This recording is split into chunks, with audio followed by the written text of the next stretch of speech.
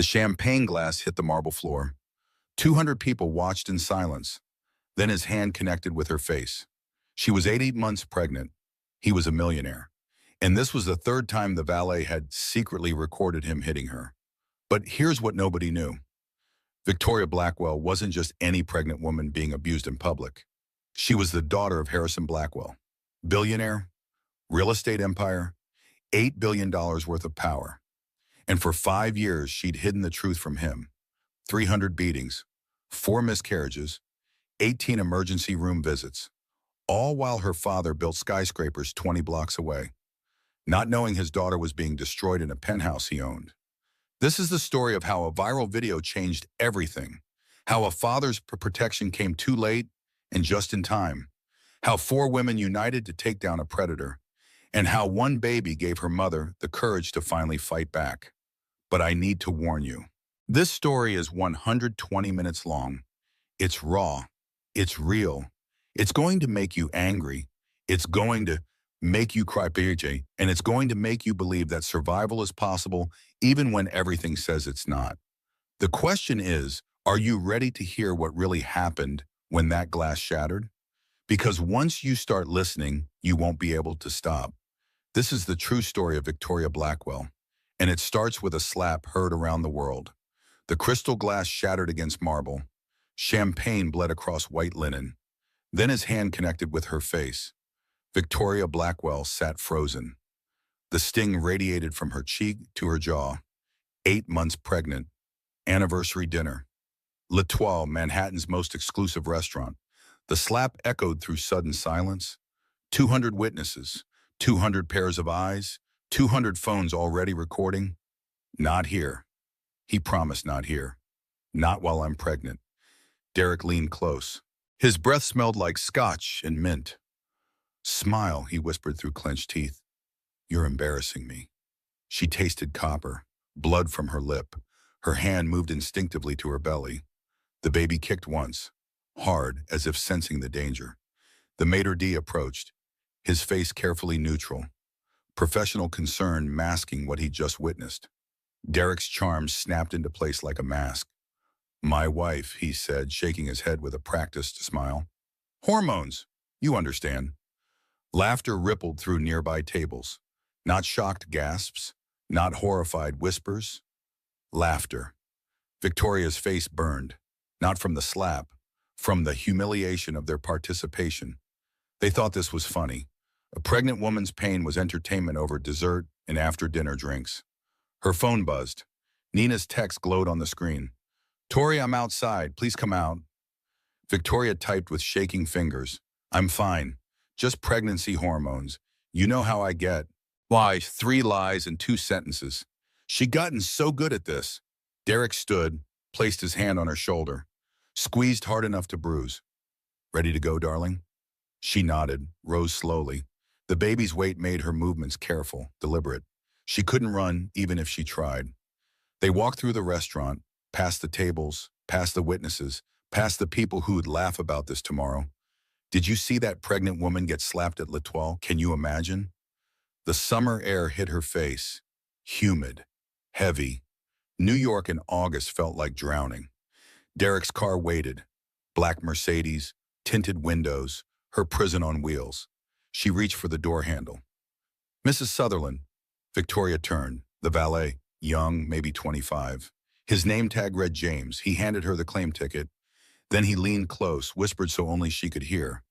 Ma'am, this is the 3rd time I've seen him hit you. I kept the security footage. All 3 times. Her heart stopped. Someone had noticed. Someone had cared enough to document. Thank you, she breathed. Derek appeared at her elbow. Problem? No problem, sir, James said smoothly. Just confirming your appointment for next month. Victoria slid into the car. Leather seats, climate control, luxury wrapping around violence. Derek got in, started the engine, drove in silence for 3 blocks. Then he spoke. You made me do that. Not an apology, an accusation.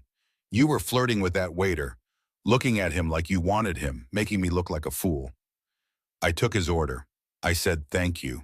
That's all. But she didn't speak. Speaking made it worse. They pulled into their building's parking garage. Tribeca, penthouse, 8,000 square feet of fear. Derek parked, got out, walked toward the elevator without waiting. Victoria sat in the car. The garage lights buzzed overhead. Fluorescent, harsh. She opened her phone, looked at Nina's text again, started to type. Help me. Deleted it. Typed, I need to leave him. Deleted it. Typed, I'm scared. Deleted it. Put the phone away. She sat there in the parked car, 3 deep breaths. That's what the therapist said. 3 deep breaths and you can walk into your own home.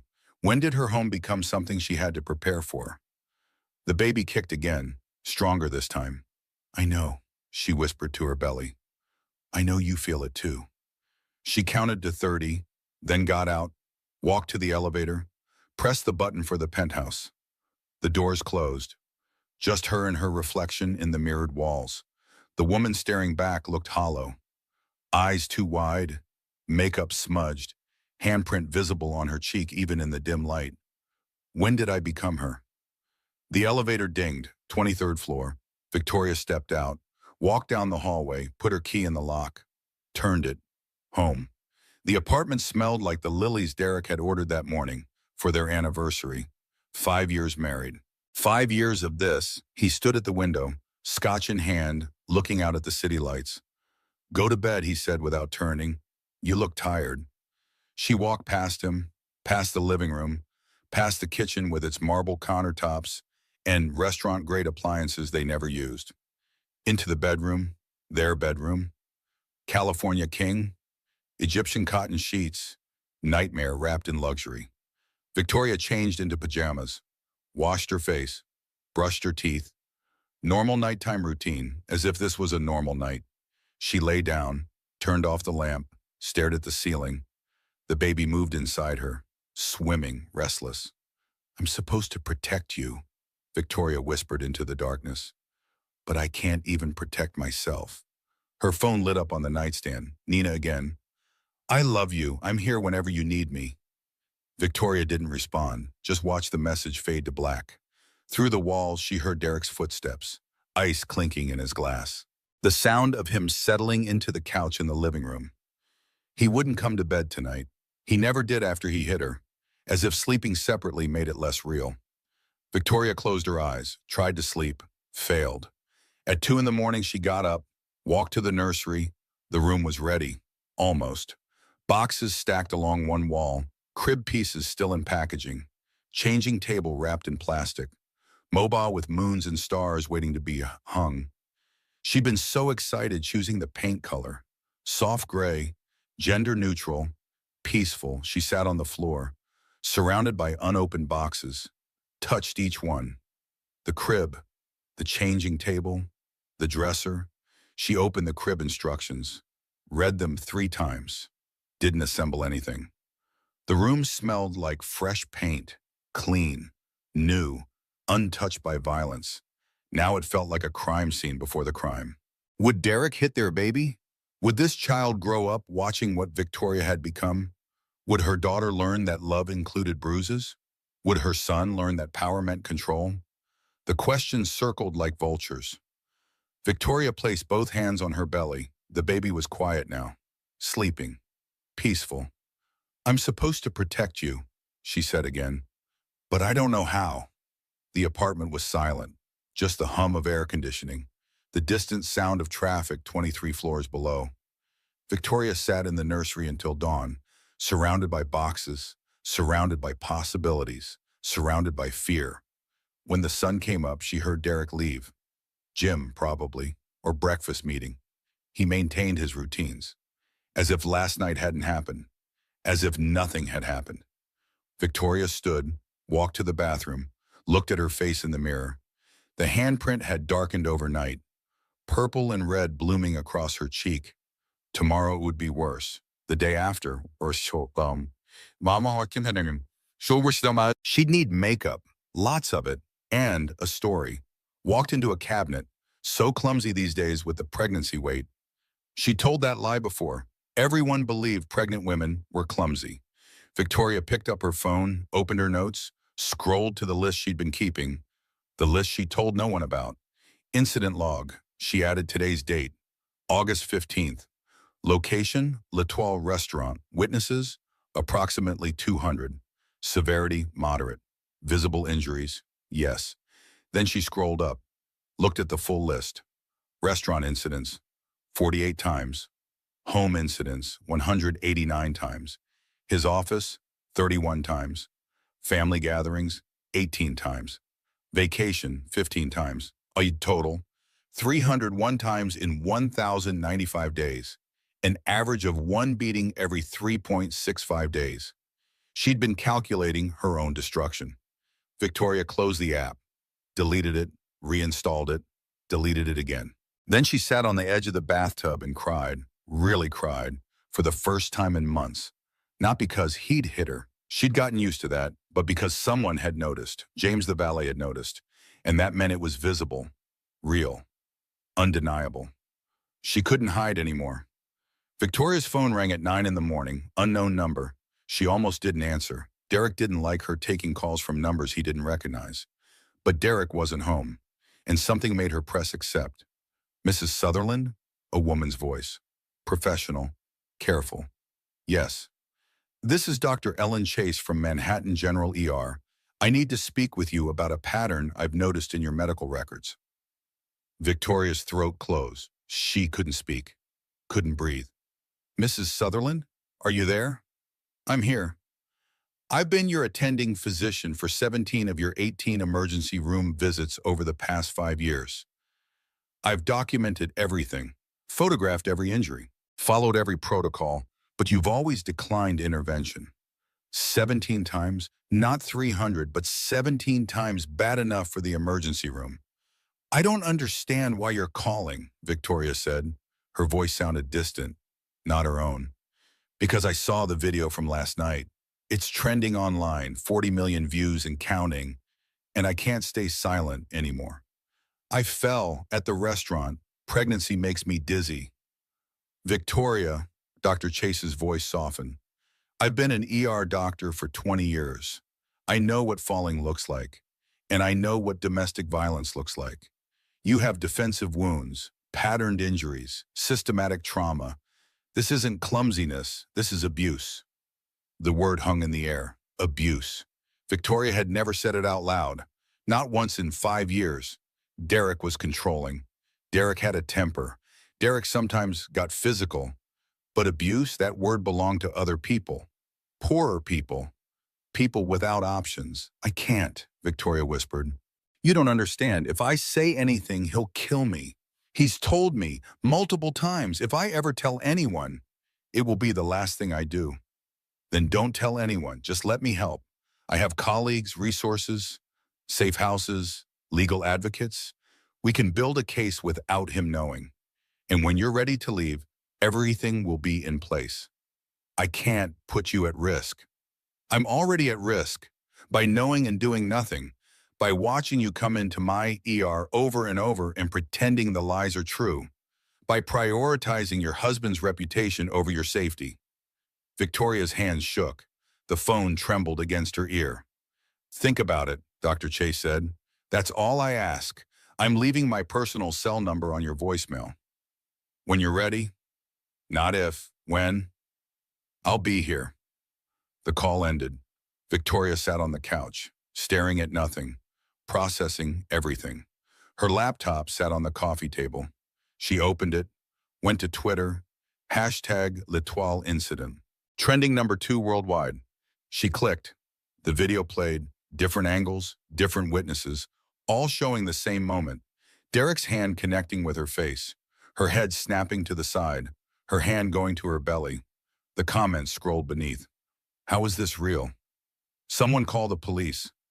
That poor woman is pregnant. I hope someone helps her. Why didn't anyone intervene? But underneath those others, she probably deserved it. We don't know what she did. Women lie about this stuff all the time. Gold digger trying to trap a rich man.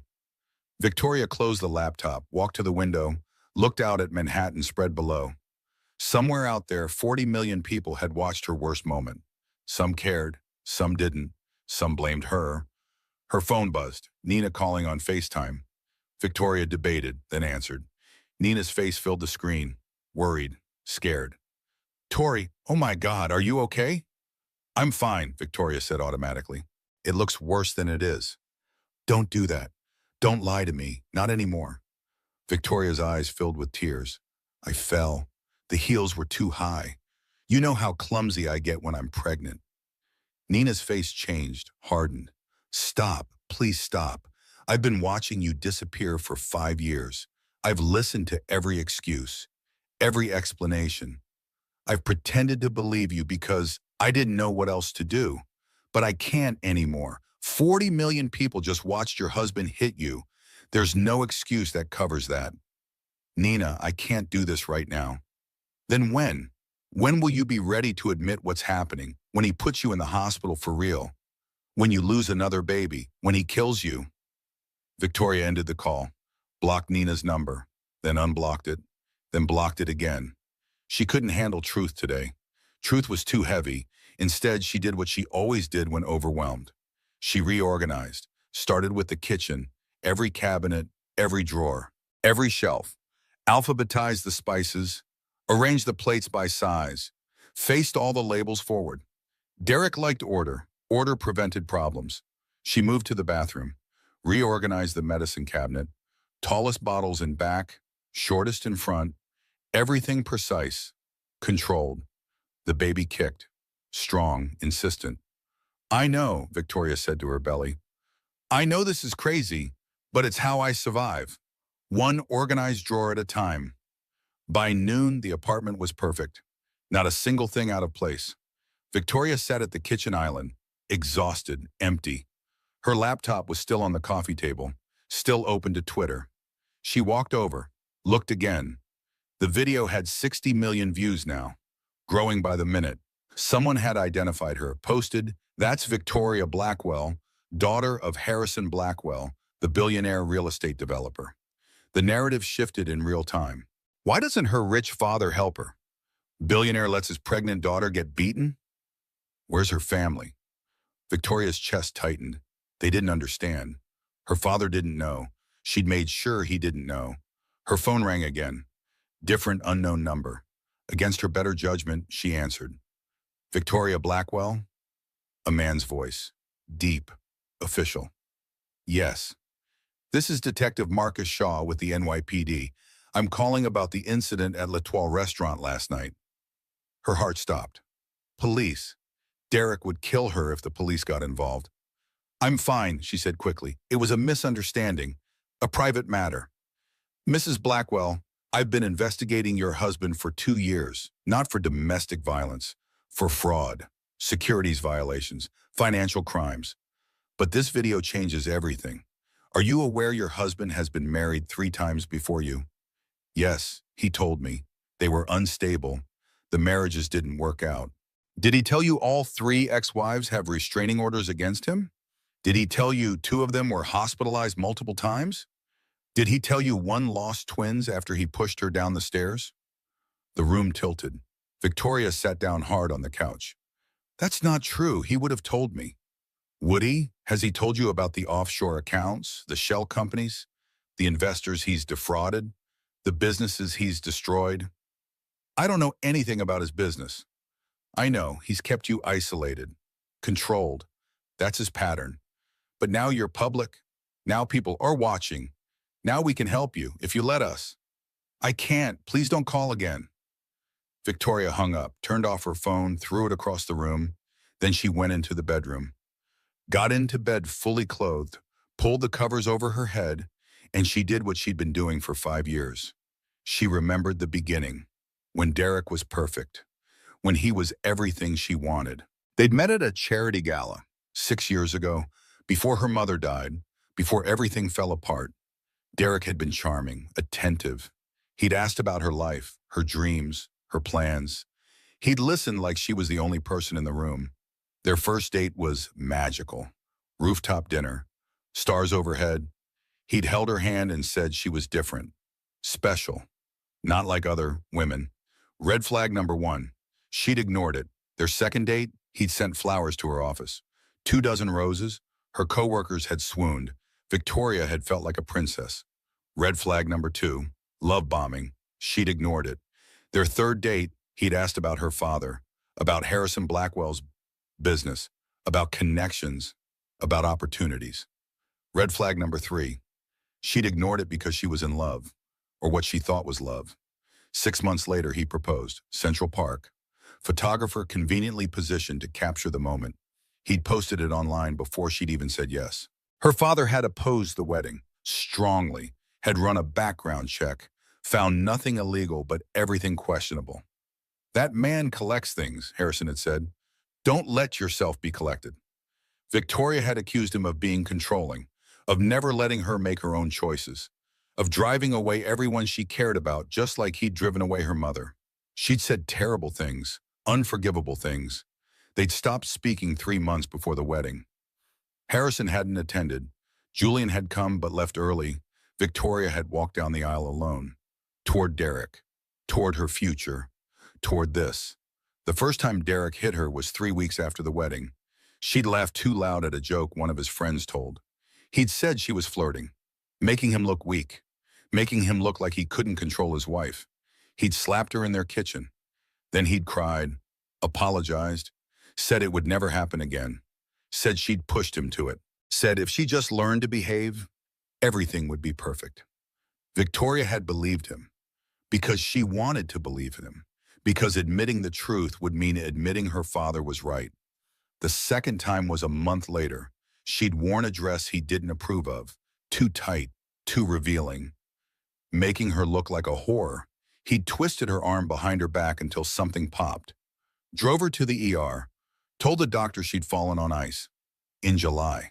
The doctor hadn't believed it, but Victoria had confirmed the story, and that was that.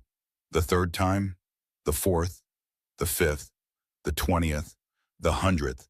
Each time she'd told herself it would be the last. Each time she'd been wrong. Now, lying in bed at 8 months pregnant, Victoria finally admitted the truth. This would never stop. Not unless she stopped it. I'm not crazy. I documented everything because some part of me knew I'd need proof. That's not paranoia. That's survival. She'd been strategic, even when she felt weak, even when she felt broken. She had evidence, 3 years of evidence. The question was, did she have the courage to use it?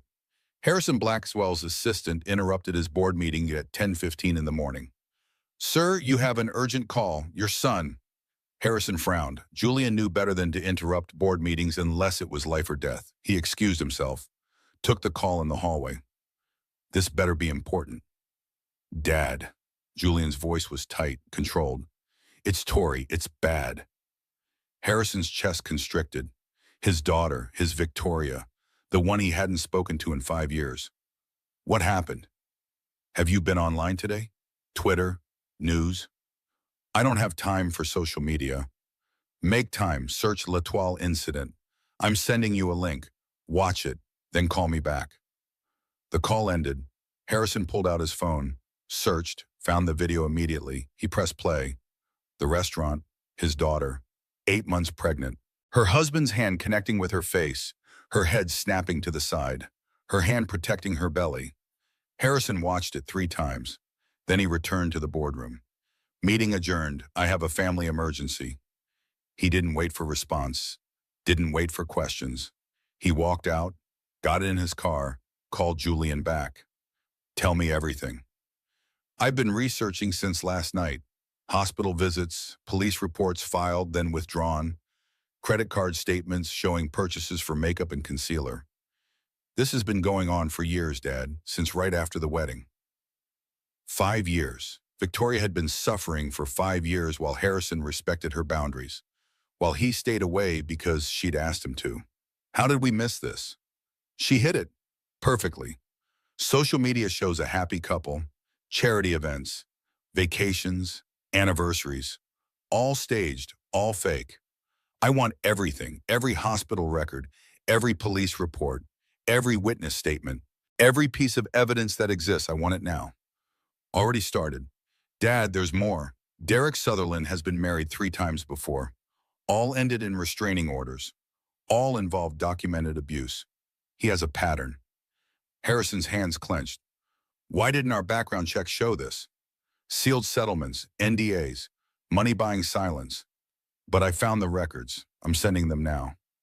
Harrison's phone buzzed, files downloading. He opened them. Hospital records, photos of his daughter's face, broken bones, bruises, black eyes, split lips. 5 years of documentation, 5 years of evidence, 5 years of his daughter suffering while he'd been too proud to reach out. One photo stopped him.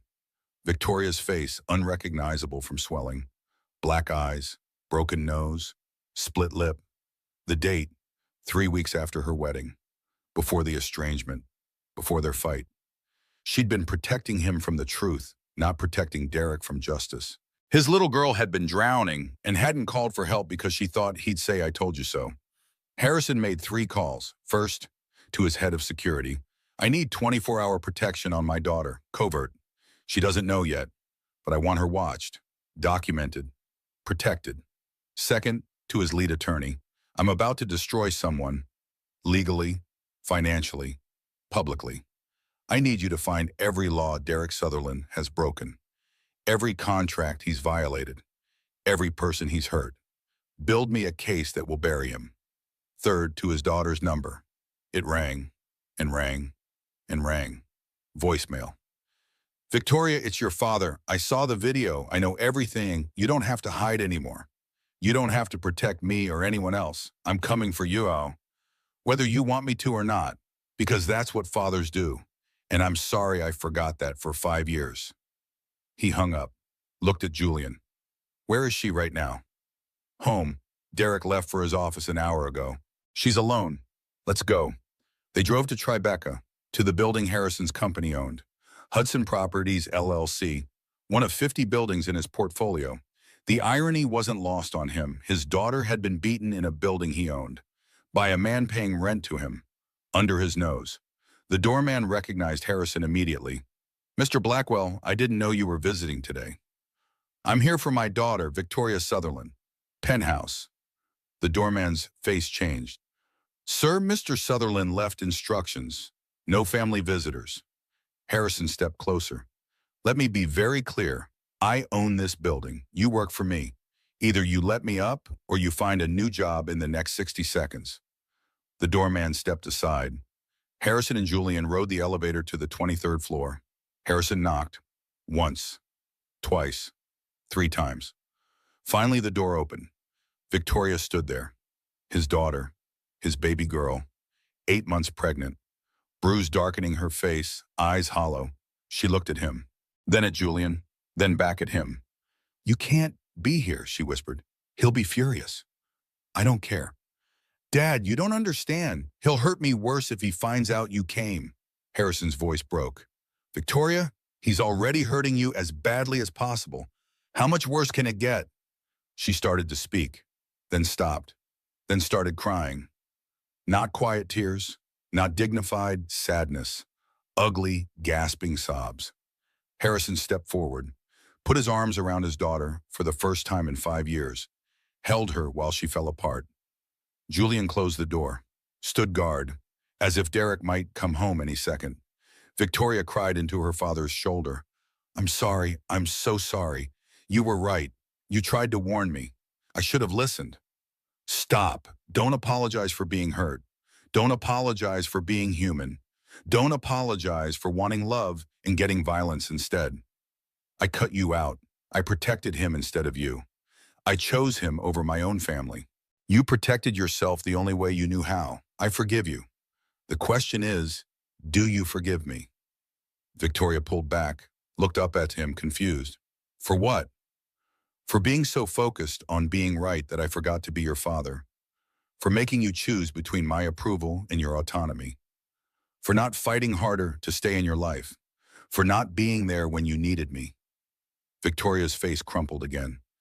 "I needed you so many times. I almost called so many times, but I was ashamed and scared, and I didn't want you to say you told me so. I would never. I'm not here to judge. I'm here to help, whatever you need. However long it takes, I'm not leaving again." Julian spoke quietly. "Tori, how long do we have before he comes home?" "Hours. He has meetings all time, but he checks the cameras sometimes. Watches me. Harrison looked around the apartment, saw the cameras immediately. Small, discreet, positioned in every room. He watches you? He says it's for security, but it's to make sure I don't have visitors. Don't go anywhere he hasn't approved. Don't do anything he doesn't know about. Harrison made another call to his head of security. I need a tech team at this address. Now, find every camera, every recording device, every piece of surveillance equipment, and disable all of it. He hung up, looked at his daughter. We're going to fix this, but I need to know everything, every detail, every moment, everything he's done. Can you tell me? Victoria nodded slowly. It's going to take a while. I have nothing but time. They sat on the couch, Victoria in the middle, Harrison on one side, Julian on the other, and she told them everything. She started with the wedding. The first hit 3 weeks later. She walked them through 5 years of escalating violence, restaurant incidents, holiday gatherings, vacations that turned into nightmares. She told them about the first miscarriage, 5 months pregnant. Derek had shoved her into their car after a country club argument. She'd bled for 3 days before going to the hospital. Lost the baby. Derek said it was God's will. She told them about the financial control, her accounts closed, her credit cards in his name, her allowance, her request for permission to buy anything over $100. She told them about the isolation, friends who stopped calling because she always canceled plans, family who stopped reaching out because she never responded, a life that shrank and shrank until only Derek remained. She told them about the threats. If she ever left, he'd find her. If she ever told anyone, he'd kill her. If she ever went to her father, she'd never see him again. She told them about the 300 documented incidents, the list on her phone, the evidence she'd been collecting for 3 years. Harrison listened, didn't interrupt, didn't react, just listened. When she finished, 2 hours had passed. Harrison spoke carefully. I built an empire with these hands. 40 years of construction. I can build you a new life just as strong. But first, we destroy him. Completely, legally, financially, publicly. Are you ready for that? Victoria met her father's eyes. Something shifted in her face. The victim became something else, something harder, stronger. I've been documenting everything for 3 years. Every text, every email, every threat, every incident, photos, videos, medical records, police reports, bank statements. I have proof, all of it. I've been building my own case. I just needed to be ready to use it. Harrison smiled, actually smiled. You're my daughter. Of course you've been strategic. I stayed because leaving felt more dangerous than staying. I documented because I knew one day I'd need ammunition. I survived because somewhere deep inside, I knew this wasn't forever. I wasn't weak. I was strategic. Julian pulled out his laptop. Show me. Show me everything you have. Victoria got her phone, opened the hidden app, the one disguised as a weather application. Inside were thousands of files, photos of injuries, videos of Derek screaming, audio recordings of threats, screenshots of texts, bank statements showing financial control, credit card receipts for concealer and makeup, calendar entries marking every incident, 3 years of evidence, meticulously documented, perfectly organized. Harrison looked at his daughter with new eyes. She hadn't been a passive victim. She'd been a survivor building her escape. This is enough, he said quietly. This is more than enough. We can bury him with this. But what if it's not? What if he has better lawyers? What if people don't believe me? What if I'm not strong enough to see this through? Harrison took her hand. Then you lean on us. That's what family is for. You've been strong alone for 5 years. Now you can be strong together. Victoria looked at her father, then at her brother, then down at her pregnant belly. Okay, she whispered. Okay, let's do this. One more thing, Harrison said. This penthouse. It's owned by my company. As of today, Derek Sutherland's lease is terminated. He's evicted, effective immediately. He can try to fight it, but I own the building. He has no legal standing. Where will I go? Home, to my house, where you should have been all along, where you'll be safe, where your baby will be safe, where you never have to be afraid again. Victoria nodded, tears streaming down her face, but different tears now. Not from pain, from relief. The tech team arrived, disabled every camera, every recording device, every piece of surveillance Derek had installed. Harrison's security team arrived, started packing Victoria's belongings, personal items, clothes, everything that belonged to her. Within 4 hours, the apartment was cleared of Victoria's presence. She stood in the empty nursery one last time, looked at the unopened boxes, the paint she'd chosen, the dreams she'd had. "I'll buy you new," Harrison said from the doorway. New nursery, new furniture, new beginning. "It's not about the stuff. It's about what I thought this would be, what I thought we would be. You can still have that, just not with him. You and your baby deserve peace, safety, love without conditions, and I'm going to make sure you get it." They left the penthouse, got into Harrison's car, drove toward the Upper West Side, toward Harrison's brownstone, toward safety. Victoria looked out the window, watched the city pass, felt the baby move inside her. For the first time in 5 years, she felt something unfamiliar. Hope. Dr. Ellen Chase had been an ER physician for 20 years. She'd seen everything: gunshot wounds, car accidents, overdoses, burns, trauma in every form. But Victoria Sutherland's file haunted her. Ellen pulled up the records on her computer. 18 emergency room visits over 5 years. 18 different injuries. 18 different lies. Visit 1, broken wrist. I fell on ice in July. Visit 2, concussion. I slipped in the shower. Visit 3, cracked rib, car accident, airbag deployed. Visit 4, facial contusions, walked into a door. The excuses got more creative as the visits continued, but the pattern was unmistakable. Classic domestic violence presentation, defensive wounds, injuries in various stages of healing, fear in the patient's eyes that no physical pain could explain. Ellen had documented everything, photographed every injury, followed every protocol, called social services every time. Victoria had declined intervention every time. "I'm fine, just clumsy. I bruise easily." The last visit had been 3 weeks ago. Victoria at 7 months pregnant, facial bruising, split lip, defensive wounds on her forearms. Ellen had broken protocol, given Victoria her personal cell phone number. "When you're ready, not if, when."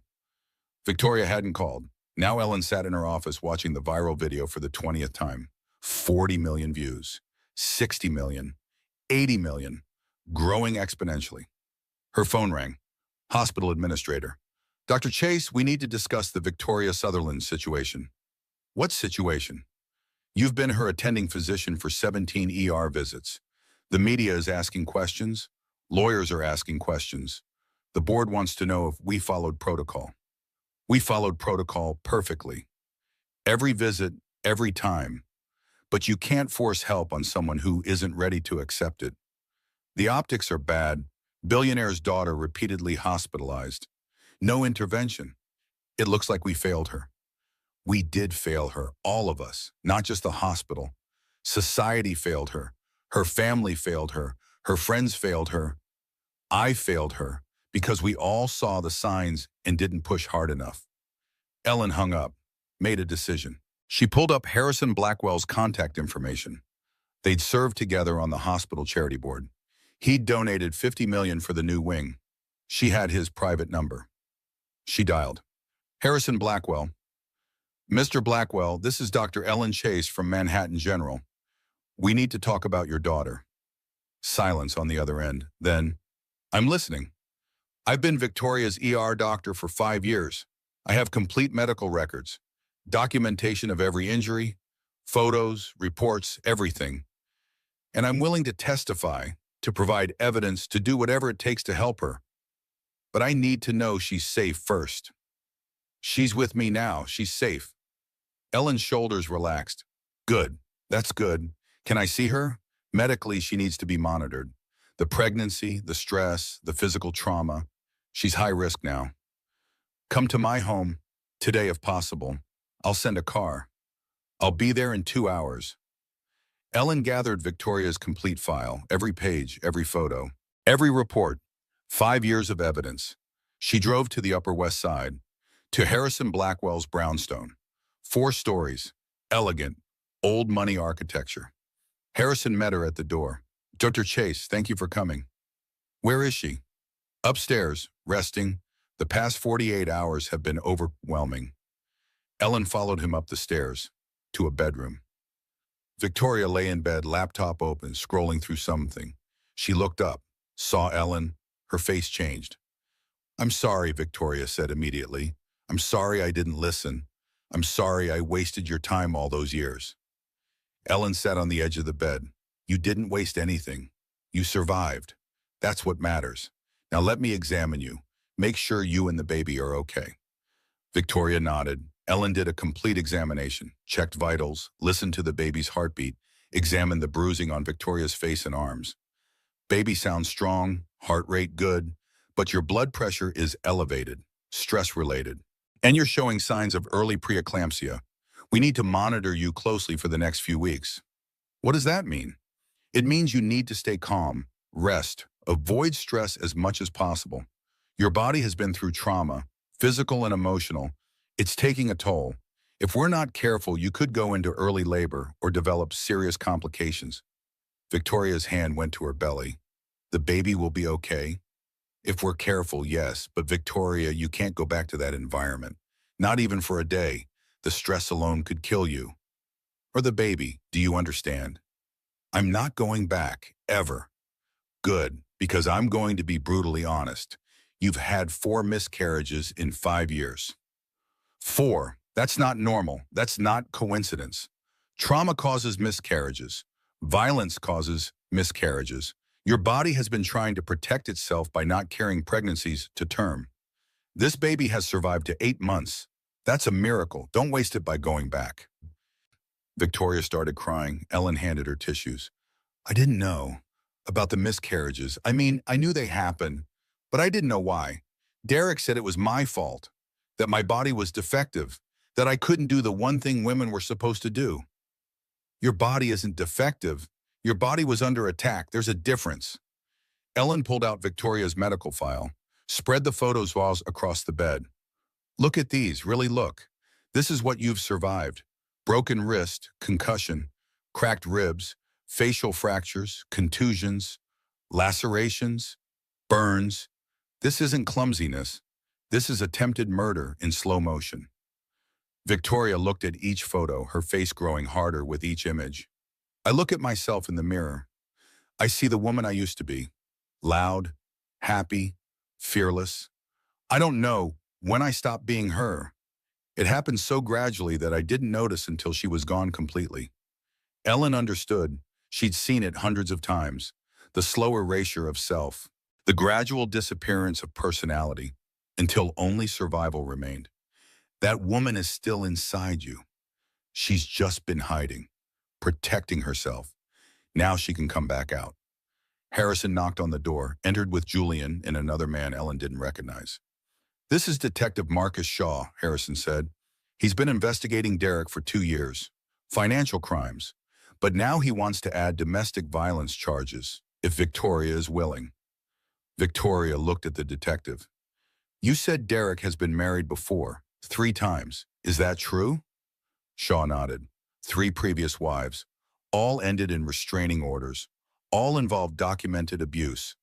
I've been interviewing them, building a pattern, and they want to meet you, if you're willing. Why would they want to meet me? Because you went public. Because you didn't stay silent. Because you're the first one brave enough to let the world see what he is. And they want to help you finish what you started. Victoria glanced at her father, then at Ellen, then back to Shaw. When? Tomorrow, if you're ready. I've arranged a meeting. Private location. Just you and them, and your father and brother if you want them there. I want them there, Shaw nodded. Tomorrow at 2, I'll send the address. After Shaw left, Ellen prepared to go. One more thing, she said to Victoria. I want you to see a therapist, specialized in trauma, domestic violence specifically. You're going to need help processing this, professional help. I'll try. Don't try. Do. Because in a few weeks, you're going to have a baby. And that baby is going to need a mother who's healing. Not healed, but healing. There's a difference. Ellen left her number, promised to check in daily, drove back to the hospital. That night, she wrote up her full report. Every detail, every observation, every medical fact. She sent it to Shaw, to Harrison's lawyers, to Child Protective Services, to everyone who might need it to build a case against Derek Sutherland.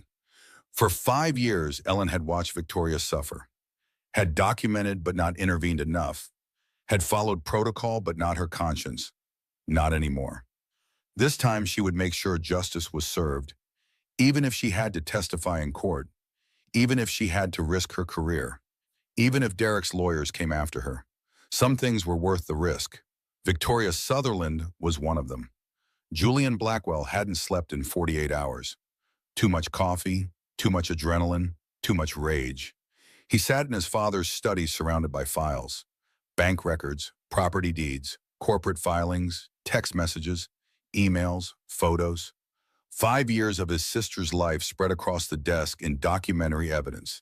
Julian had always been good at his job. VP of Acquisitions for Blackwell Properties, Harvard Law, Wharton MBA. He knew how to research, how to investigate, how to find information people wanted hidden. He'd been using those skills to destroy Derek Sutherland. The coffee maker beeped. Julian poured his 6th cup, looked at the clock, 3 in the morning. Harrison entered the study. You should sleep. Can't, too much to do. Did you know Derek's been skimming from his investors, setting up shell companies in the Caymans, funneling money offshore? Shaw mentioned it. It's worse than Shaw thinks. Derek has 12 shell companies, hidden partnerships with known criminals, money laundering, securities fraud, tax evasion. The financial crimes alone will put him away for decades. Good. What else? Julian pulled up another file. The 3 ex-wives. I found their complete histories, medical records, police reports, court filings, all sealed with NDAs, but I found them anyway. How? I paid people, a lot of people. Money talks. NDAs don't mean much when someone offers enough cash. Harrison sat down. Tell me about the ex-wives. Wife number 1, Amanda Sterling. Tech heiress, father founded Sterling Software, worth $2 billion. Derek married her 7 years ago. Marriage lasted 2 years. Ended when he put her in the hospital with a ruptured spleen. She paid him $5 million to go away quietly. Moved to London, hasn't been back to the States since. Wife number 2, Rachel Montgomery, real estate developer's daughter.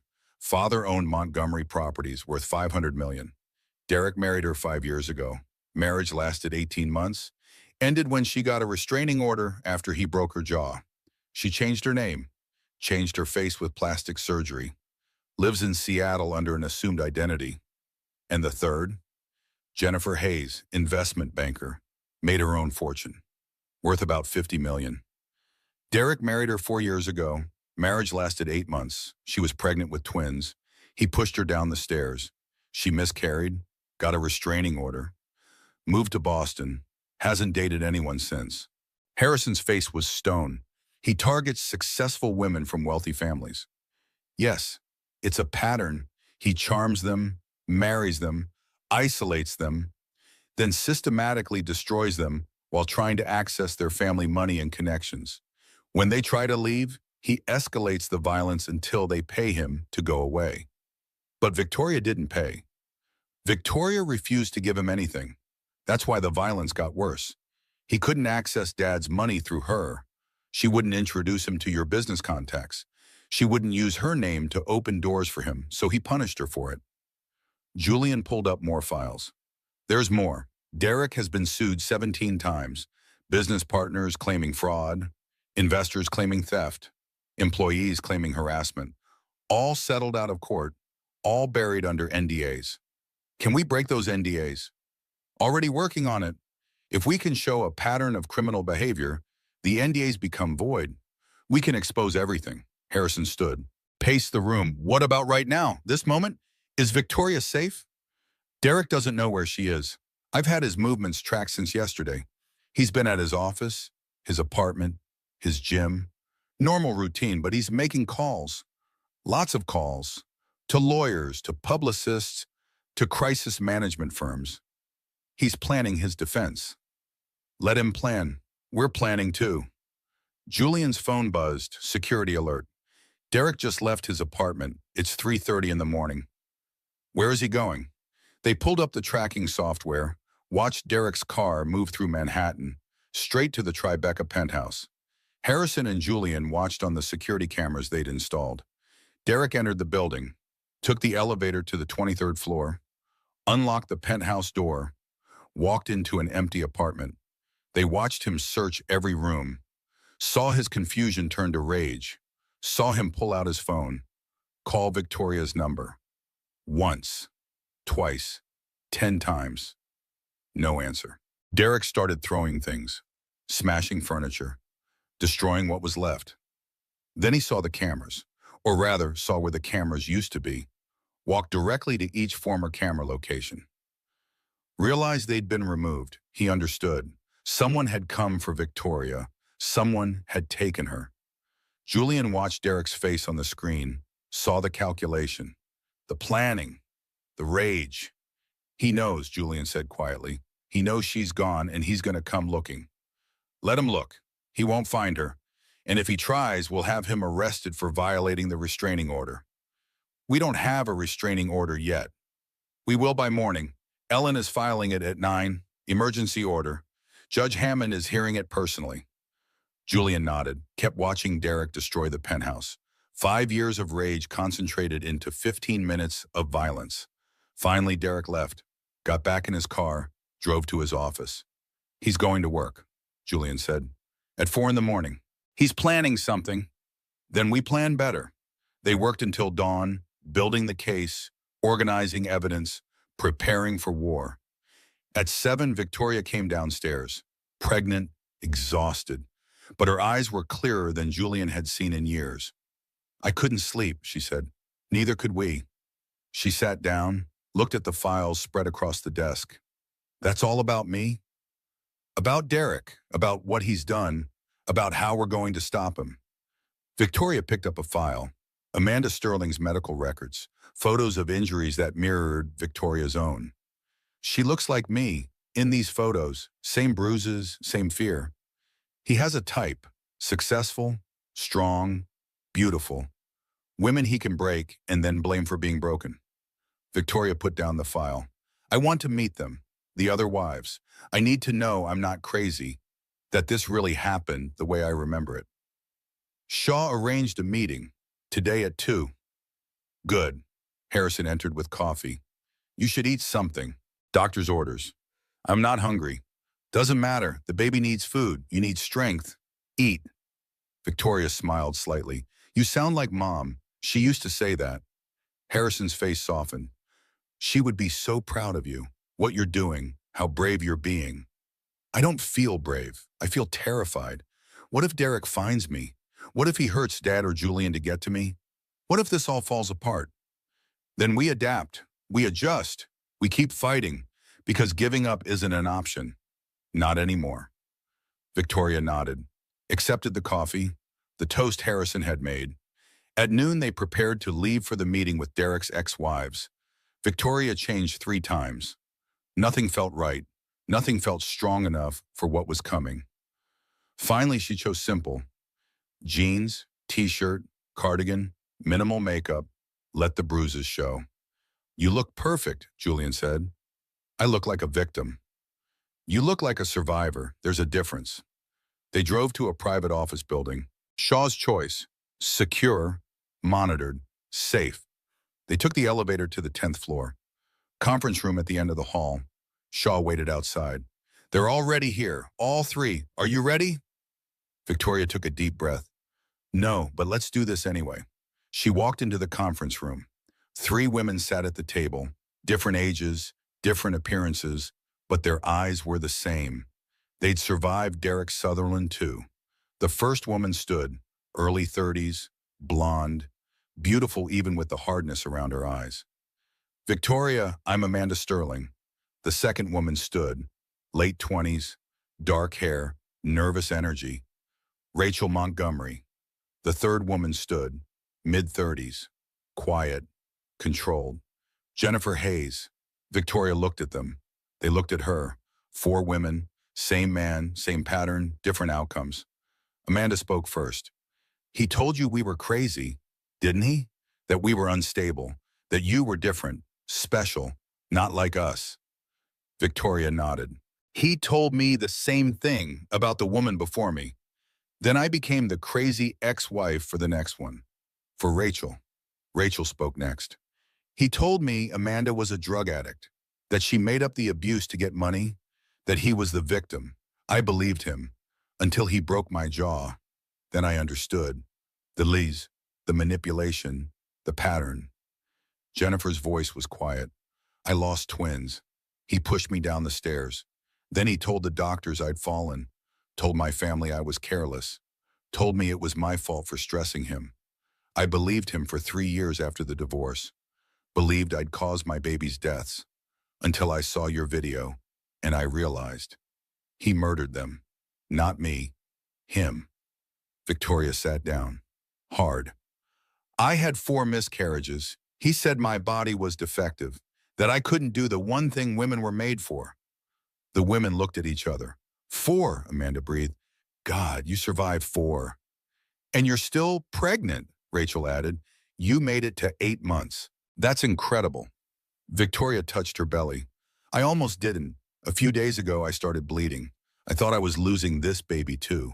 But the doctor said it was stress, not physical, just stress. Jennifer leaned forward.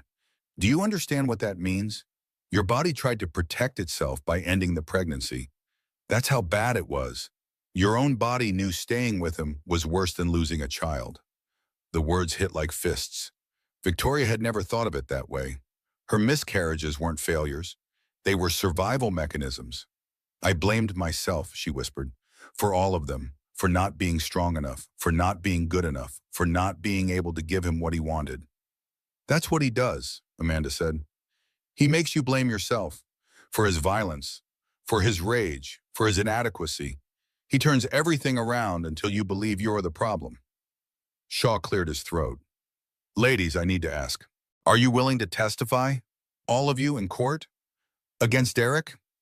Silence. Then Amanda spoke. I signed an NDA, $5 million to stay silent. If I break it, I lose everything. Not if we can prove criminal pattern, Shaw countered. If we can show he's a serial abuser, your NDA becomes void. You can speak freely. And if we can't prove that, then you lose $5 million, but you gain justice, your choice. Amanda looked at Rachel, then at Jennifer, then at Victoria. I'll do it. I'll testify. I'll lose the money if I have to, because this has to stop. He has to be stopped. Before there's a 5th wife, a 6th, a 10th. Rachel nodded slowly. I'll testify too. I changed my name, my face, my entire life. I'm done running. I'm done hiding. Jennifer was quiet longer. Then, I'll testify. For my twins. For all the babies we lost to his violence. For all the women he's hurt. I'll testify. They all looked at Victoria. I'll testify, she said. I'll tell everything, every detail, every moment, every lie, all of it. Shaw nodded, satisfied. Good. Then we have a case. 4 victims, 4 testimonies, 4 separate incidents spanning 7 years. Pattern established. Criminal behavior documented. We can bring charges. Harrison spoke for the first time. What kind of charges? Assault, battery, domestic violence, stalking, harassment, violation of restraining orders, financial fraud, securities violations, tax evasion, money laundering. We're talking 30 to 40 years if we get convictions on everything. And if we don't, then we got at least 15 for the domestic violence charges alone. The evidence is overwhelming. The women spent the next 3 hours sharing stories, comparing notes, building their case together. They discovered patterns even Shaw hadn't found. Derek's escalation timeline, his manipulation techniques, his financial schemes. By the end, they weren't just victims. They were a prosecution team. Amanda pulled out a folder. I've been documenting Derek for 6 years, since the divorce. I hired investigators, followed him, watched him repeat the pattern with Rachel, then Jennifer, then you. I have proof. All of it. I've been waiting for the right moment. She spread files across the table. Photos, bank records, video footage, audio recordings. The moment is now, she said. Let's destroy him. Victoria looked at her father, at her brother, at the three women who'd survived Derek before her. Okay, she said, let's do this. By the next morning, the L'Etoile video had 100 million views. Victoria sat in her father's study watching the numbers climb. 110 million, 120 million, 150 million. The internet had done what it does best: investigated, exposed, amplified. Someone had identified her as Harrison Blackwell's daughter, the billionaire real estate developer who'd built half of Manhattan. The narrative shifted in real time. Billionaire's daughter beaten by husband. Why didn't her rich father protect her? Money doesn't protect against domestic violence. Where was her family? Think pieces appeared, op-eds, social media threads. Everyone had an opinion. When wealth doesn't protect, the Victoria Blackwell story. Privilege and abuse, why rich women stay. The failure of family, how a father missed the signs. Victoria read them all. Some understood, some didn't. Some blamed her, some blamed Harrison, some blamed society. Derek's company website crashed from traffic. Angry comments flooded every platform. Investors called emergency meetings. His board of directors scheduled votes. Derek Sutherland was trending worldwide, but not how he'd planned. At noon, Derek's mother appeared on national television. Victoria watched from the study, Harrison and Julian flanking her. Caroline Sutherland looked perfect. Designer clothes, professional makeup, controlled emotion. My son is under attack, Carolyn said to the cameras. That woman trapped him with pregnancy. She's unstable, manipulative. He was defending himself from her accusations. The interviewer looked skeptical. Mrs. Sutherland, there's video evidence of your son slapping his pregnant wife in a public restaurant. Taken out of context. We don't know what she said to him. What she did to provoke that response. Women lie about these things all the time. My son is the victim here. Victoria listened to the lies, the deflection, the victim blaming. Everything Derek did, his mother did too. She learned from him, Julian said quietly, or he learned from her. Either way, it's generational. The phone rang. Harrison's assistant. Sir, you have reporters at the gate, dozens of them. Cameras, questions. What should we tell them? No comment about anything. Refer them to my lawyers. Should we release a statement? Not yet. Let Derek's side hang themselves first, then we respond. They didn't have to wait long. At 2 in the afternoon, Caroline held a press conference outside Derek's office building. Microphones everywhere. My son is a good man, a successful businessman, a loving husband. Victoria Blackwell has mental health issues. The pregnancy has made her unstable. She's making false accusations to access my son's money, and her family is enabling these lies because they never approved of the marriage. A reporter shouted, what about the hospital records, the police reports, the other women he's been married to? Carolyn's mask slipped, just for a second, then snapped back into place. I don't know what you're talking about. My son has never been violent. This is character assassination. The press conference ended badly. Reporters shouting questions. Caroline retreating. Her lawyers hustling her away. Julian watched it all. She just made it worse. Way worse. He was right. At 4 in the afternoon, a new Twitter account appeared. Username, Derek's assistant.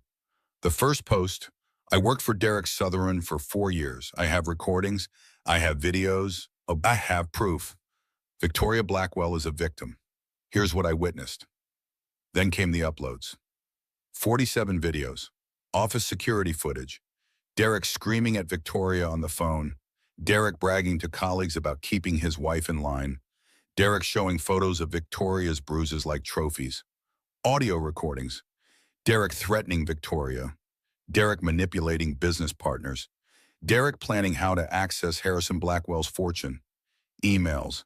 Text messages. Calendar entries. 4 years of documentation from inside Derek's office. The assistant's name was Olivia Carter, 26 years old, had worked for Derek since graduating college. Her thread got retweeted 3 million times in 2 hours.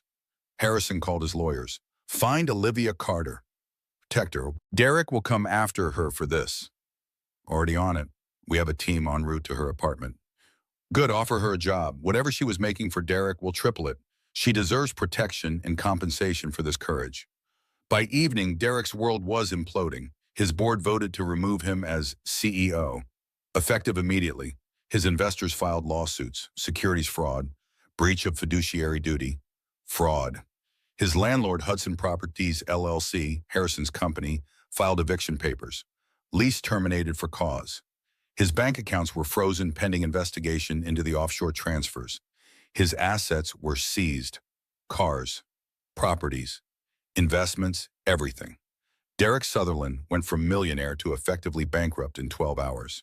Victoria watched it happen in real time. Social media, news broadcasts, financial reports. I should feel something, she said to Harrison. Satisfaction, vindication, something, but I just feel empty. That's normal. Abuse doesn't end when the abuser loses. It ends when you heal, and healing takes time. Nina called. Victoria answered for the first time in days. Tori, oh my God, I've been so worried. Are you okay? Where are you? Can I see you? I'm at my dad's. I'm safe. I'm sorry I blocked you. I wasn't ready to hear the truth. I'm sorry I didn't push harder. I knew. I always knew. But I didn't know how to help. Come over, please. I need my friend. Nina arrived within the hour. She and Victoria sat in the guest room, just talking, like they used to, before Derek, before everything. I missed you, Nina said, the real you, the one who laughed too loud and didn't apologize for existing. I missed me too.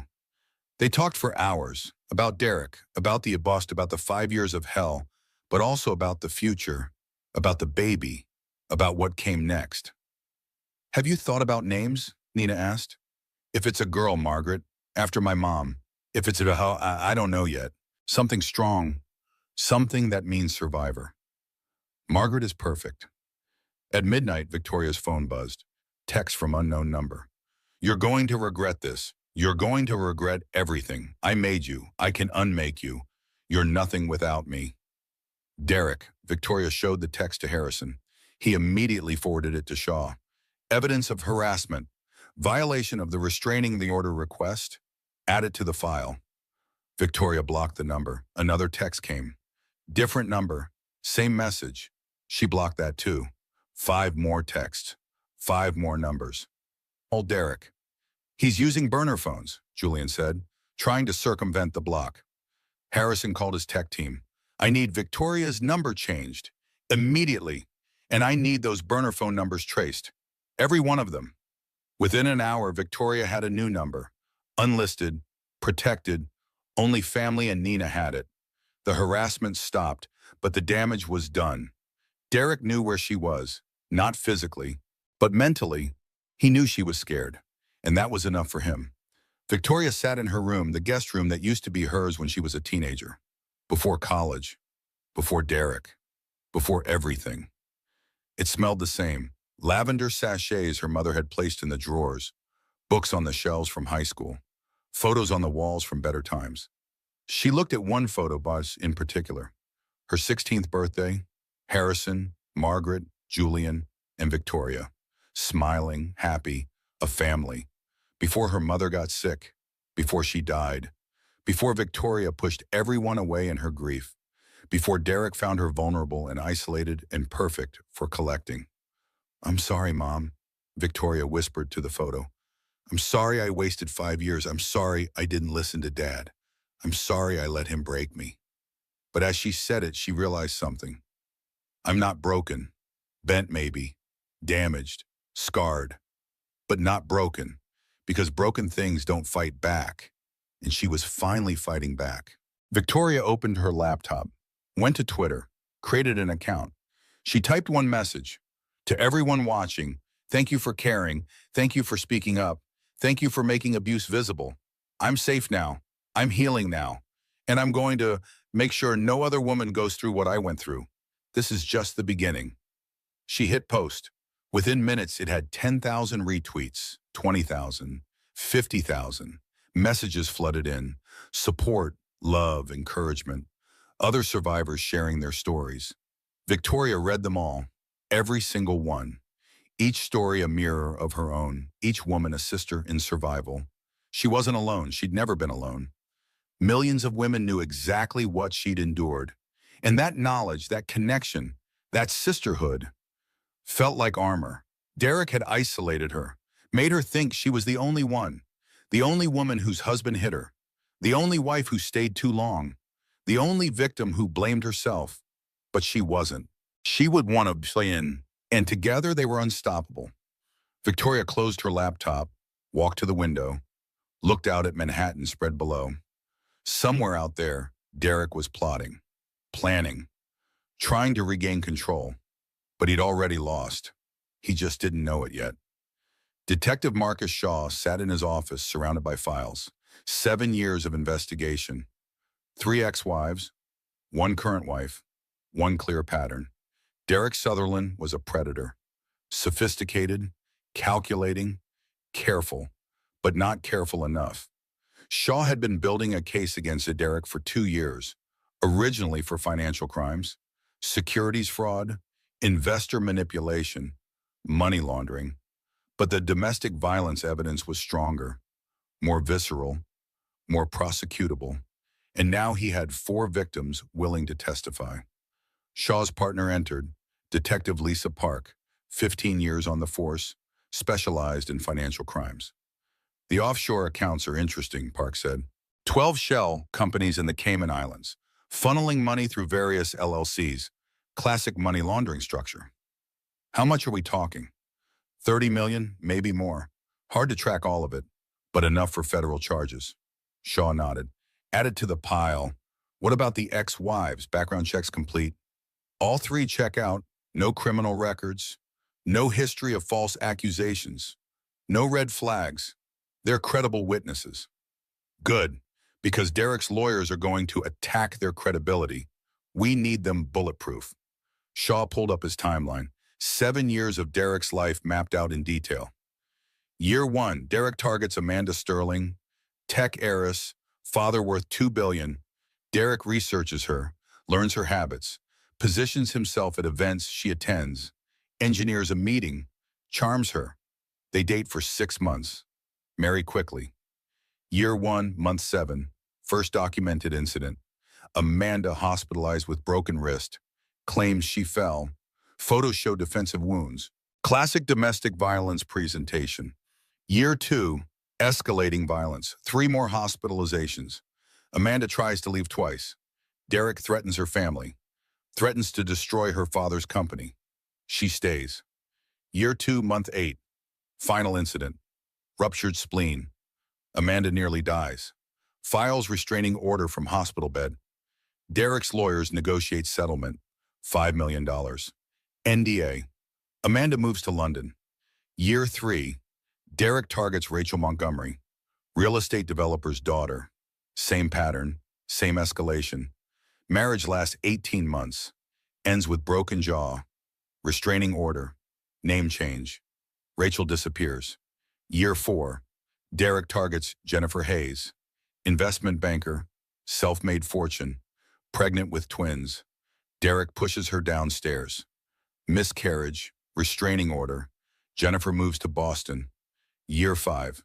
Derek targets Victoria Blackwell, billionaire's daughter, estranged from father, vulnerable from mother's death, perfect victim. Derek charms her, marries her, begins abuse immediately. Years 5 through 10, systematic destruction, 300 documented incidents, 4 miscarriages, 18 ER visits, complete isolation. Financial control. The pattern was undeniable. Shaw called Harrison. I need to meet with Victoria and the ex-wives, all together. There's something I need them to understand. What? That Derek isn't going to stop. Not with a restraining order, not with criminal charge, not with financial ruin. He's going to escalate, and we need to prepare for that. Harrison's voice was cold. Explain. Men like Derek don't accept defeat. They see it as temporary setback. He's going to try to get to Victoria, either directly or through intimidation, through the legal system, through her friends, through her family. He has nothing left to lose. That makes him more dangerous, not less. Then we protect her. Protection only works if she stays hidden. But Victoria just tweeted, publicly, from a new account. But Derek will find it. He'll know she's speaking, and he'll see that as a challenge. What do you suggest? Accelerate the timeline. File charges now. Get him arrested now, before he has time to plan, before he has time to escalate. We have enough evidence. Let's use it. Do it, Shaw hung up, called the DA's office. I'm bringing charges against Derek Sutherland, multiple counts, domestic violence, assault, battery, fraud. I need arrest warrants. Today. Today? That's fast. He's a flight risk. He has offshore accounts. He has means. He has motive. If we don't move now, he disappears. Give me 2 hours. Shaw used those 2 hours to organize evidence. Photos, videos, medical records, financial documents, witness statements. Everything needed to prosecute Derek Sutherland to the fullest extent of the law. At 4 in the afternoon, the warrants came through. Shaw called his team. Derek Sutherland is at his office, Midtown. Let's go. They arrived at Derek's building with 6 officers, entered the lobby, took the elevator to the 40th floor. Derek Sutherland sat in his office, on the phone, yelling at someone about stock prices. Shaw knocked, entered without waiting for permission. Derek looked up, saw the badge. His face changed. Calculation replaced surprise in seconds. Can I help you, detective? Derek Sutherland, you're under arrest. Multiple counts of assault, battery, domestic violence, fraud, securities violations. You have the right to remain silent. Shaw read the Miranda rights while officers handcuffed Derek. Derek didn't resist, didn't speak, just stared at Shaw with cold eyes. This is a mistake, Derek finally said, a huge mistake. My lawyers will have me out in an hour. Maybe, but that hour is enough for me to hold a press conference, to release evidence, to make sure everyone knows exactly what you are. Derek's mask slipped, pure rage underneath. She's lying. Victoria is lying about everything, and I'm going to prove it. Looking forward to it, because I have 3 other women who will testify you're a serial abuser, and 47 videos from your own assistant showing exactly what you are. Good luck explaining that. They walked Derek out, through his office, past his employees, past the cameras stationed in the lobby. The arrest was live-streamed by 6 different news outlets. Derek Sutherland, millionaire tech entrepreneur, arrested for beating his pregnant wife. The optics were devastating. Shaw drove Derek to the precinct, booked him, took fingerprints, photos, DNA sample. Derek's lawyers arrived within 30 minutes. Expensive suits, practiced smiles. We're posting bail immediately. Bail hearing is tomorrow, 9 a.m., Judge Hammond presiding. Tomorrow? That's unacceptable. My client has rights. Your client is a flight risk. He stays in custody until the hearing. The lawyers argued, threatened, postured. Shaw didn't care. Derek spent the night in jail, in a cell, without his money, without his power, without his control, just another criminal, waiting for justice. Shaw called Harrison. He's in custody, for now. Bail hearing tomorrow. Be prepared for him to make bail. Men like Derek always do. How much will the bail be? For these charges? Probably 500,000, maybe $1 million. I'll make sure the media is there. I want everyone to see him pay.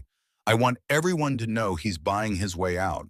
And I want everyone to remember that when he goes to trial. Shaw smiled. You're good at this.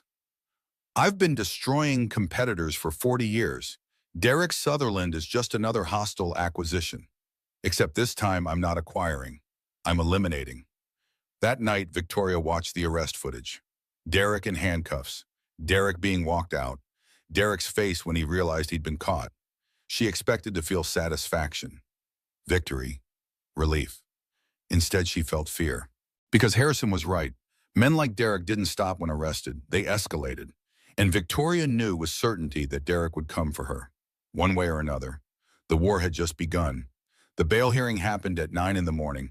Victoria didn't attend. Shaw advised against it. Too risky, too public. Instead, she watched via live stream from her father's study. Judge Grace Hammond presided, 62 years old, 30 years on the bench, known for being tough but fair. Derek sat at the defense table in an expensive suit, his lawyers flanking him. 3 of them, top-tier criminal defense attorneys. The prosecutor stood. Your Honor, the defendant is charged with 17 counts of assault, battery, and domestic violence spanning 5 years. He's also facing federal charges for securities fraud and money laundering. We ask that bail be denied. The defendant is a flight risk with substantial offshore assets. Derek's lead attorney stood, Marcus Graham, 60 years old, never lost a major case. Your Honor, my client is a respected businessman. He has deep ties to New York. He's not a flight risk. These charges are baseless. His wife is mentally unstable. This is a case of false accusations motivated by family animus and financial gain. Judge Hammond looked at the case file. 300 pages. Evidence. Photos. Medical records. I've reviewed the evidence, Mr. Graham. There's nothing baseless about 17 hospital visits. Nothing imaginary about 3 ex-wives with identical stories. Nothing unstable about video evidence from your client's own office. Alleged evidence, Your Honor. Nothing has been proven. That's what trials are for. But based on what I'm seeing, there's substantial cause for these charges. Bail is set at $2 million. Cash bond. No 10% option. The defendant will wear an ankle monitor. He is prohibited from contacting the victim or any witnesses. 500 feet minimum distance at all times. Violation results in immediate arrest and bail revocation. Derek's face showed nothing. His lawyers nodded, expected. We'll post bail immediately. Hearing adjourned.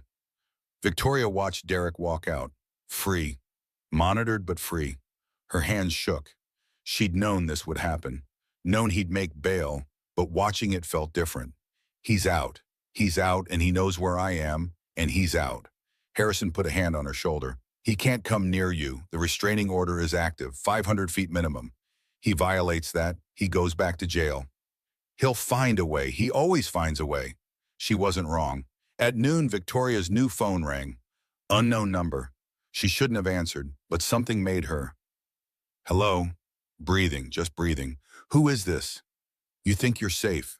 Derek's voice, quiet, controlled. You think your daddy's money can protect you. It can't. I will find you. I will make you pay for what you've done. And when I'm finished, you'll wish you'd never been born. Victoria's throat closed. You're violating the restraining order. Prove it.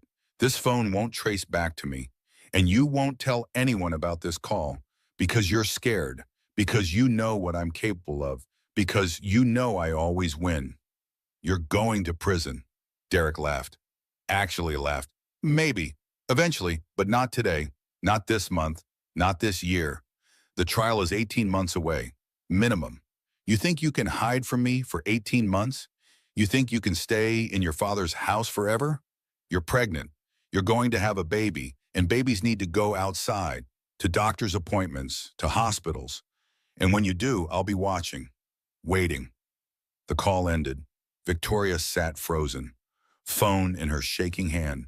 Harrison entered. Saw her face. What happened? She couldn't speak. Just handed him the phone. He checked the call log, unknown number. Called his tech team. Trace this number, now. I'm trying, it's bouncing through multiple proxy servers. Whoever called used sophisticated masking technology. Derek doesn't have that kind of tech knowledge.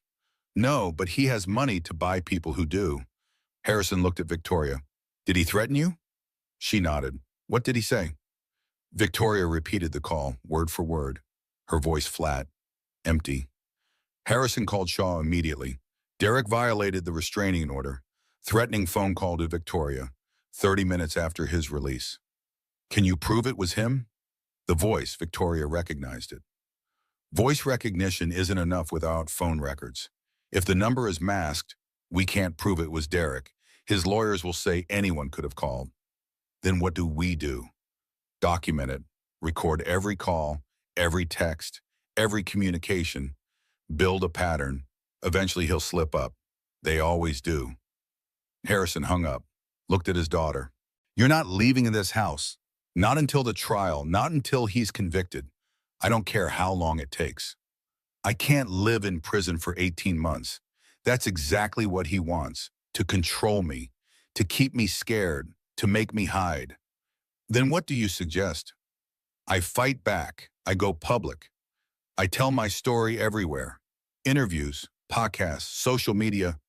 I make myself so visible that he can't touch me without the whole world watching. That's dangerous. Hiding is dangerous. Everything is dangerous. At least this way, I'm not passive. I'm not waiting for him to act. I'm acting first. Julian agreed. She's right. Derek thrives in darkness, in secrecy, in shame. Shining light on him is the best weapon we have. Harrison considered, then nodded slowly. Okay, but we do it strategically. No random interviews, no exploitative media. We control the narrative. We tell your story your way. Agreed? Agreed. They spent the afternoon planning, drafting a statement, scheduling interviews, building a media strategy. At 6 in the evening, Victoria posted on Twitter, Derek Sutherland called me today, 30 minutes after his bail release. Threatened me, tried to scare me. It worked. I am scared, but I'm also done being silent. Tomorrow, I'm telling my full story. Stay tuned. The tweet went viral instantly. Derek's lawyers issued a statement within an hour. Our client made no such call. Mrs. Sutherland is fabricating threats to influence public opinion and prejudice the jury pool. We will be filing a motion to sequester her immediately. The media picked sides. Some supported Victoria, believed her, amplified her voice. Others questioned her timing, her motives, her credibility. The court of public opinion was divided. But Victoria didn't care about all of them, just the ones who believed, just the survivors who saw themselves in her story. That night, Victoria couldn't sleep. Every sound was Derek. Every shadow was a threat. At 2 in the morning, she got up, walked to the bathroom, sat on the edge of the tub. Then she felt it. Cramping, low, deep, familiar. No, not now, not yet. She stood, felt wetness, looked down, blood. Not much, but enough. Her heart stopped. The baby. I'm losing the baby. She couldn't call out, couldn't breathe, couldn't think. She sat on the bathroom floor, surrounded by white tile, watching blood spread across her legs. Please, she whispered, please don't take this from me. I've lost everything else. Don't take this. The baby kicked, once, weak, then nothing. Victoria's world collapsed. She'd survived Derek, survived 5 years of hell, survived 300 beatings, survived 4 miscarriages. But she couldn't survive losing this baby. Not now. Not when she'd finally gotten free. She sat there bleeding, certain she was losing everything. All her strength evaporated, every brave moment gone. She was just a scared woman who'd lost everything and was about to lose more. She sobbed, truly sobbed, for the first time since the restaurant. For 30 minutes, she allowed herself to break completely. Then Harrison found her. He'd heard her crying, came to check, saw the blood. He didn't panic, didn't freeze, just scooped up his daughter, carried her to his car, drove to the hospital. Dr. Ellen Chase met them in the ER. What happened? Cramping, bleeding. She thinks she's losing the baby. Ellen worked quickly. Ultrasound, monitors, tests. Victoria lay on the exam table, eyes closed, waiting for the worst. Then Ellen spoke. Victoria, open your eyes. Look at the monitor. Victoria looked. Heartbeat, strong, steady, fast. The baby is fine, Ellen said gently. Strong heartbeat, active movement, no signs of distress. But the bleeding, stress-related, your blood pressure is through the roof. Your body is under enormous strain. The bleeding is your body's way of saying you need to slow down. Rest. Take care of yourself. I can't rest. Derek is out there, planning, threatening, waiting. If you don't rest, you will lose this baby. Not today, but soon. Your body can only handle so much. You have to choose. Fight Derek or protect your baby. You can't do both. Victoria looked at the ultrasound screen. Her baby, swimming, moving, alive. She placed her hand on her belly, made a choice. I choose my baby. Derek can wait. Justice can wait. This baby can't. Harrison took her hand. Good. That's good. We'll handle Derek. You handle yourself. They drove home. Victoria went straight to bed. Ellen's words echoed.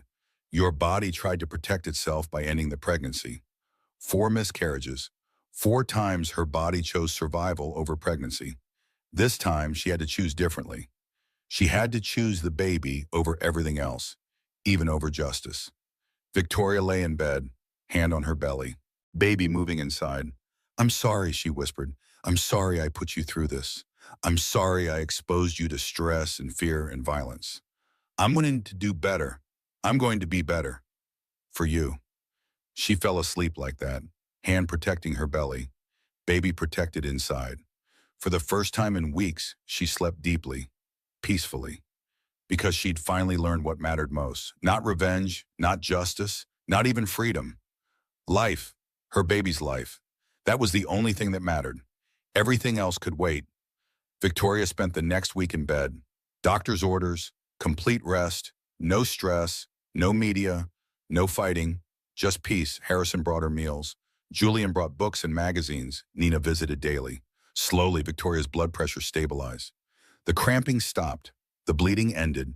The baby grew stronger, more active, swimming and kicking and alive. But Victoria's world grew smaller. Just her room, her bed, her thoughts.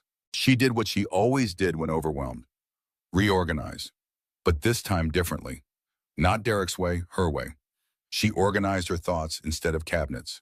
Her memories instead of drawers. She made lists, not of incidents, but of truths. Things I know are true. 1. Derek abused me for 5 years. 2. I survived 300 beatings. 3. I documented everything. 4. I'm not crazy. 5. I'm not weak. 6. I deserve better. 7. My baby deserves better. 8. This is not my fault. 9. I can heal from this. 10. I will heal from this. She read the list every morning, reminded herself of facts when emotions tried to rewrite history. Dr. Ellen visited twice, checked vitals, monitored the baby, talked about trauma. You're going to have flashbacks, Ellen said. Go on. Triggers, moments where your body remembers the violence even when your mind doesn't. That's normal. That's PTSD. That's how trauma works. How do I stop it? You don't. You manage it. Therapy, medication if needed, time, patience. You spent 5 years being hurt. You're going to spend years healing.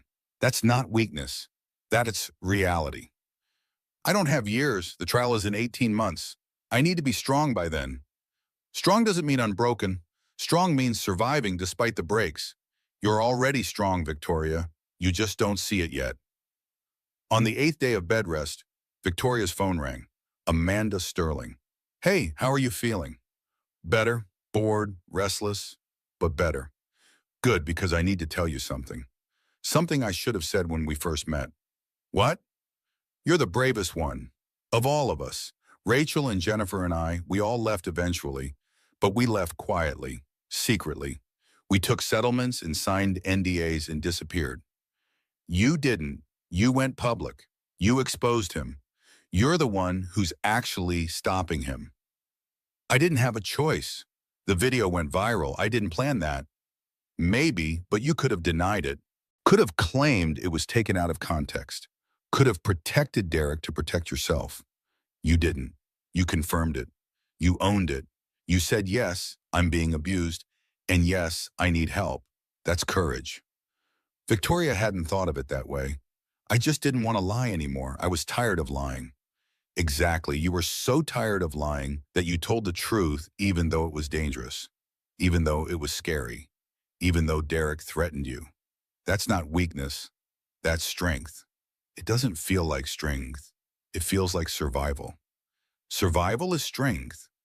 Getting up every day when everything hurts, breathing when you want to stop, choosing life when death feels easier. That's the strongest thing any of us can do. They talked for an hour about Derek, about trauma, about healing. Amanda shared her therapy journey, 5 years of PTSD treatment, medication, group therapy, individual counseling. I still have nightmares, Amanda admitted, 6 years later. I still dream about him hitting me. I still flinch when men raise their voices. I still check locks 3 times before bed. Trauma doesn't disappear, but it gets quieter. Does it ever go away? I don't know. I'll tell you when I find out. After the call, Victoria felt different. Not fixed, but less broken. Maybe healing wasn't about becoming who she was before Derek.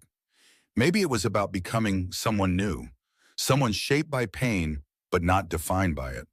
That afternoon, Nina brought baby clothes, shopping bags full of tiny outfits. I know you're on bed rest, but I got excited, so I bought everything. Victoria laughed, really laughed.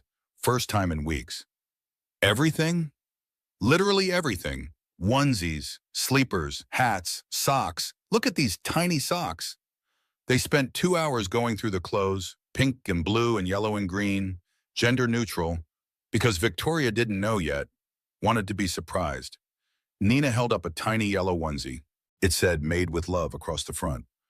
I bought this 3 months ago, Victoria said quietly. Hid it from Derek. He didn't allow yellow. Too cheerful, he said. Too cheerful? What kind of person doesn't allow cheerful?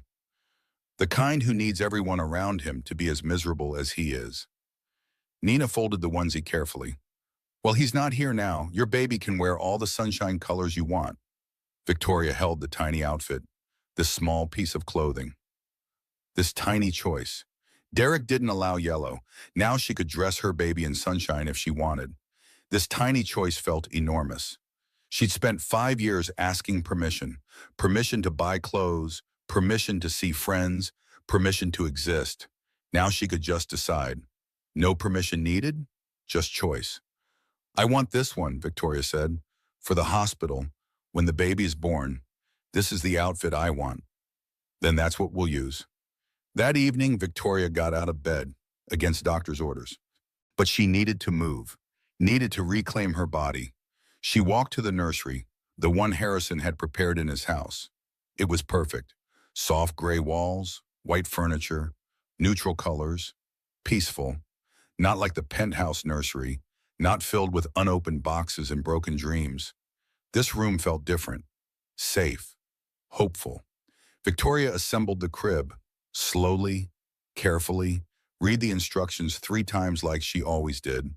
But this time she actually built it, step by step, piece by piece, creating something instead of just surviving. It took 2 hours. Her back ached. The baby protested with kicks, but she finished. The crib stood in the corner, ready, waiting, real. She made up the mattress. Soft sheets, gentle blankets, hung the mobile with moons and stars. Then she sat in the rocking chair, hands on her belly, baby moving inside. Your grandfather built this room for you, she whispered. Your uncle picked out the furniture. Your Aunt Nina bought your clothes. You're so loved already, by so many people. You're going to grow up surrounded by love, safe love, gentle love, the kind of love I should have waited for, the kind of love I'll make sure you never settle for less than. The baby kicked, strong, insistent, as if saying, I hear you. Victoria rocked slowly, eyes closed, peace settling in her bones. For 5 years, she'd dreamed of escape, imagined freedom, planned her exit. Now that she had it, it felt surreal, like she was living someone else's life. But it was her life, her second chance, her new beginning, and she wasn't going to waste it. Julian knocked on the doorframe. Hey, you're supposed to be resting. I needed to do this, needed to build something, literally build something with my own hands. It looks good, really good. They sat together in the nursery, brother and sister, like when they were kids. I'm sorry I pushed you away, Victoria said. After Mom died, after Derek. I'm sorry I chose him over family. You didn't choose him. He manipulated you. There's a difference. I still made the choice. To marry him, to stay with him, to cut Dad out. Those were my choices. Choices made under duress aren't really choices. They're survival decisions. And you can't blame yourself for surviving. Victoria considered that survival decisions, not choices, not weakness, not failure, just survival. I used to think strength meant never falling down, she said quietly. Now I know it means getting back up every single time, even when it hurts, even when it's hard, even when you don't want to. Julian smiled. Mom used to say that, almost exactly. You sound like her. I wish she was here. I wish she could meet our grandchild. I wish I could tell her I'm sorry for everything. She knows, wherever she is, she knows, and she's proud. I'm sure of it. They sat in comfortable silence, just being. No words needed.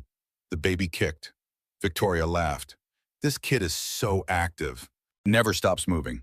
That's good. Means they're healthy, strong, ready to take on the world. Just like their mom. Victoria looked at Julian. You really think I'm strong? I know you are. You survived Derek. You're carrying a baby. You're building a case against him. You're healing from trauma. You're doing everything all at once. If that's not strength, I don't know what is. Victoria felt tears building, but good tears, not pain tears, relief tears. Thank you for not giving up on me, for being here, for believing me. Always, that's what family does. They left the nursery together. Victoria went back to bed. Doctor's orders. But this time sleep came easily, peacefully, because for the first time since Derek, Victoria felt something she thought she'd lost forever. Hope. Not the desperate hope of an abused woman praying for change, but real hope. Grounded hope. Hope built on evidence and action and love. Hope that tomorrow would be better than today. That next week would be better than this week. That next month would bring healing instead of harm. Hope that she would survive this. That her baby would thrive. That Derek would face justice. Hope that life could be good again. And that hope, that tiny seed of possibility, felt like power. The restraining order hearing was scheduled for 3 weeks after Derek's arrest. Victoria was 9 months pregnant, due any day. Dr. Ellen advised against attending. The stress could trigger labor. It's too risky. But Victoria refused to hide. I need to face him. I need to show him I'm not scared anymore. But you are scared. That's okay. Fear is smart. I'm scared, but I'm going anyway. That's courage, right? Ellen couldn't argue with that logic.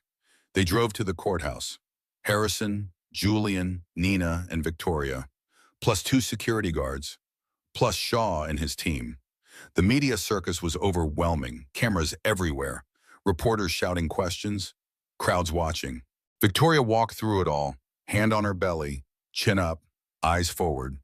She wore simple clothes, maternity dress, minimal makeup, let the bruises show, faded now but still visible. Derek's team arrived minutes later. 4 lawyers, expensive suits, controlled expressions. Then Derek, ankle monitor visible, suit perfectly tailored, hair styled, looking every bit the successful businessman. Their eyes met across the courthouse steps. Derek smiled, slow, calculating, as if this was all a game he was winning.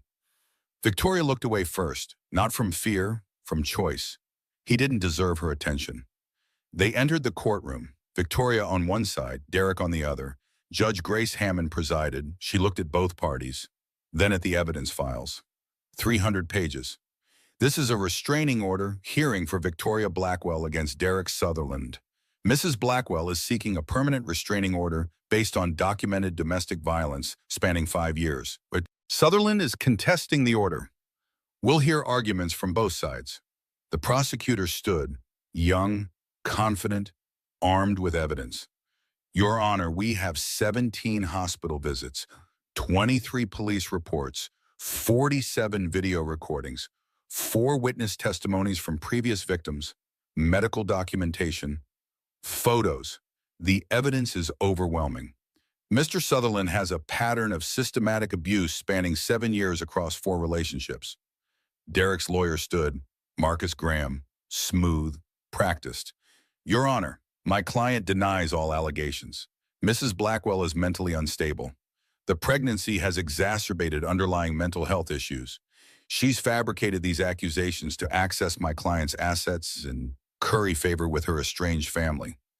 We have psychiatric experts ready to testify to her compromised mental state.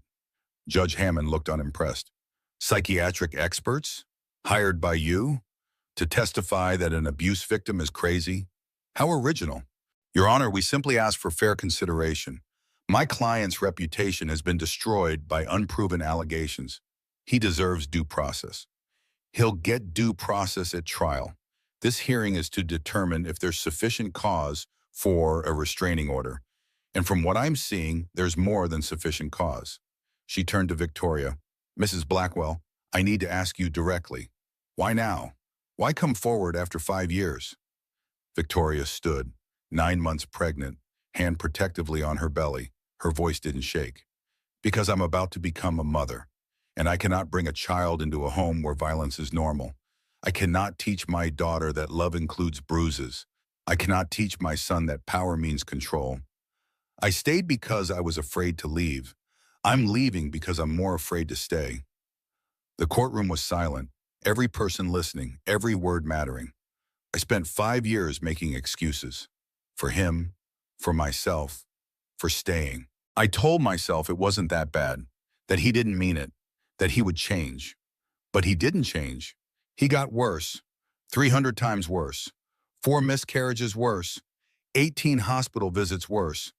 I almost died multiple times, and I would have died eventually, but I'm not dying anymore.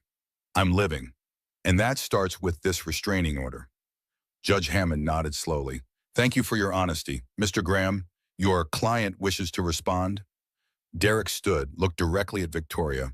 Your Honor, I loved my wife. I still love her, but she's not well. The accusations are fantasy, products of a troubled mind. I never laid a hand on her in anger. I would never hurt the mother of my child. Victoria's lawyer stood. Your Honor, I have video evidence to refute that claim, taken from L'Etoile restaurant 3 weeks ago, showing Mr. Sutherland slapping his pregnant wife in front of 200 witnesses. I've seen the video, counsel. The entire world has seen the video. Derek's lawyer intervened. Taken out of context, we don't know what preceded that moment, what Mrs. Blackwell said or did to provoke that response. Judge Hammond's expression hardened. Counsel, are you seriously arguing that a pregnant woman deserved to be slapped in a public restaurant? I'm arguing we don't have full context. The context is assault. There is no context that justifies striking a pregnant woman, or any person. The lawyer sat down, realizing he'd just lost the argument. Judge Hammond looked at the evidence again, then at Victoria, then at Derek. I'm granting the restraining order, permanent, 500 feet minimum distance, no contact, no third-party contact, no social media mention, no indirect communication of any kind. Violation results in immediate arrest and prosecution. Derek's face showed nothing, but his hands clenched, just slightly. Victoria noticed. Furthermore, the judge continued, I'm ordering a full investigation into Mr. Sutherland's previous marriages. If this pattern exists beyond Mrs. Blackwell's case, I want to know about it. Detective Shaw, you're assigned to that investigation. Report back to this court in 30 days. Yes, Your Honor. Additionally, Mr. Sutherland, you are prohibited from leaving the state of New York. Your passport is surrendered. Your ankle monitor stays on. You will check in with your probation officers daily. Am I clear? Yes, Your Honor. Good, because I'm looking at evidence of systematic abuse, of financial crimes, of witness intimidation, and if even half of this is true, you're going to prison for a very long time. So I suggest you use these next 18 months to prepare yourself for that reality. She banged the gavel. Restraining order granted. Next case. Victoria exhaled, really exhaled. For the first time in the hearing, she'd won. The first battle, not the war, but the first battle. Derek stood to leave. His lawyers surrounded him, protecting him from media and questions. But before he left, he turned, looked directly at Victoria, and mouthed 3 words. This isn't over. Victoria stared back, mouthed 4 words. Yes, it fucking is. Then she walked out, Head high, victorious. The media swarmed, questions flying, cameras flashing. Harrison's security created a bubble, protecting Victoria, moving her through the crowd. A reporter shouted, "Victoria, how do you feel? Did you get justice today?" Victoria stopped, turned, faced the cameras. Justice is a process, not a moment. Today was one step, but it's an important step. Derek Sutherland can't hurt me anymore, can't contact me, can't threaten me. And that's a start. For all the women out there in similar situations, please know it gets better. It's hard and scary and overwhelming, but it gets better. You deserve safety. You deserve peace. And there are people who will help you get there. Don't give up. Please don't give up. The reporters erupted with follow-up questions. But Victoria walked away, got in Harrison's car, drove towards safety. In the back seat, she placed both hands on her belly. The baby kicked, strong, insistent. "We did it," she whispered. "First battle won, many more to go, but we did it." Nina grabbed her hand. "You were amazing in there, so strong, so clear." "I didn't feel strong, I felt terrified." That's what courage looks like, being terrified but doing it anyway. 2 weeks after the restraining order hearing, Victoria woke at 3 in the morning. Pain, low, deep, radiating across her abdomen. She lay still, waiting, counting. Another contraction. Stronger this time. Then another. 5 minutes apart. Labor. She reached for her phone, called Harrison. He answered immediately. "What's wrong?" "It's time, the baby is coming." Harrison was at her door in 30 seconds. Already dressed. Alert. "How far apart are the contractions?" 5 minutes, maybe less now." "I'm calling Ellen. Julian is getting the car. Nina is on her way." Everything moved quickly after that. Ellen met them at Manhattan General. Private entrance, away from media, away from cameras. They'd planned this, anticipated Derek might try something. Stationed security at every entrance, alerted hospital staff, created protocols. Victoria was taken to a private room, top floor, monitored, protected. Ellen examined her. "You're dilated to 6 centimeters, moving fast. This baby wants out." "How long?" "Could be hours, could be minutes. Babies come on their own timeline." Harrison sat beside the bed, held Victoria's hand. "I'm here. I'm not leaving." Julian paced by the window, nervous energy. "Do you need anything? Water, ice chips, music?" "Just stay. Both of you, please stay." Nina arrived with the hospital bag, the yellow onesie, everything they'd prepared. The contractions intensified. Every 3 minutes, then every 2. Victoria breathed through them, focused, determined. Labor was pain, but different pain than Derek's. This pain had purpose, had meaning, had an end. 8 hours passed, the contractions closer, stronger, overwhelming. Ellen checked again. "You're ready. 10 centimeters. It's time to push." Victoria nodded, exhausted, scared, ready. Harrison stayed by her head. Julian stepped out, gave her privacy. Nina held her other hand. "Okay, Victoria," Ellen said calmly. "On the next contraction, I need you to push hard. Like you're pushing through fear, through pain, through everything." The contraction came. Victoria pushed and pushed and pushed. "I can see the head," Ellen said. "One more big push. You can do this." Victoria gathered every ounce of strength, every survival instinct, every moment of courage from the past months. She pushed. And at 3:47 in the morning, her daughter entered the world. Screaming, healthy, perfect. Ellen placed the baby on Victoria's chest, tiny, warm, alive. Victoria looked down at her daughter, this person she'd protected for 9 months, this life she'd chosen over everything else. "Hi," Victoria whispered. "Hi, baby. I'm your mom. I've been waiting to meet you." The baby stopped crying, looked up, eyes unfocused but searching. Mother and daughter, meeting for the first time. Harrison's eyes filled with tears. First time Julian had ever seen his father cry. She's perfect, Harrison said quietly. Absolutely perfect. Her name, the nurse asked, for the birth certificate? Victoria looked at her father. Margaret Elizabeth Blackwell. After her mother, after herself, no Sutherland. Derek's name nowhere near her daughter's identity. Harrison's voice broke completely. Margaret, Mom would have loved her. She would have been so proud of you. I wish she was here. I wish she could meet her granddaughter. I wish I could tell her I understand now what it means to be a mother, what you're willing to do to protect your child. She knows. Wherever she is, she knows. They spent the next hour in peace, just family, Victoria, baby Margaret, Harrison, Julian, Nina. No Derek, no threat, no fear, just love. Ellen checked Margaret, 7 pounds, 4 ounces, healthy, strong lungs, perfect scores. She's a fighter, Ellen said, just like her mom. Victoria held her daughter, studied her tiny face, her fingers, her toes, every perfect detail. I'm going to tell you everything, Victoria whispered to Margaret. Not now, but someday.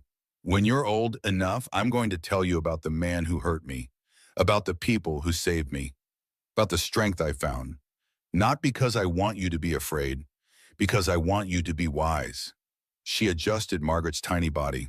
The baby made soft sounds, content, safe.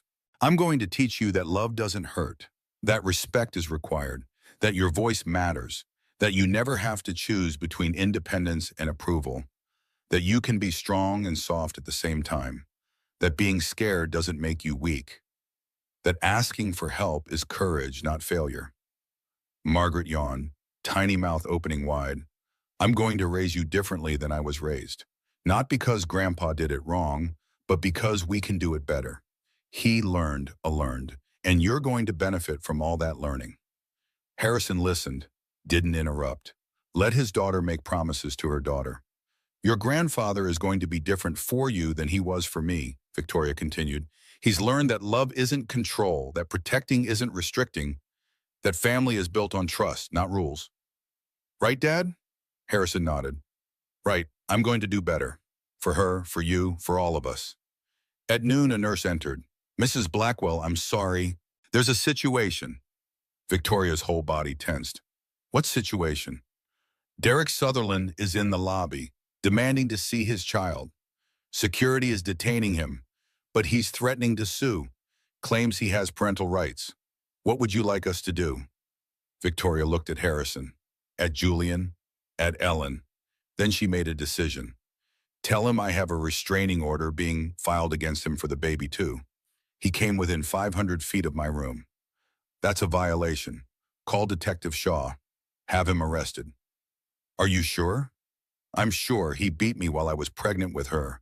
He threatened to kill us both. He doesn't get to claim fatherhood now. He lost that privilege the first time he raised his hand. Tell security to remove him, and tell Shaw I'll press charges. The nurse nodded, left to deliver the message. 10 minutes later, Shaw called. Derek's in custody. Violation of restraining order. He'll be held until the bail hearing, which won't happen until Monday. He's spending the weekend in jail. Good. How are you feeling? Exhausted, sore, happy, scared, everything. That's normal. Having a baby changes everything. My wife says the first few weeks are survival mode, but it gets easier. I hope so, because right now I can't imagine doing anything harder than this. You just survived labor. You can survive anything.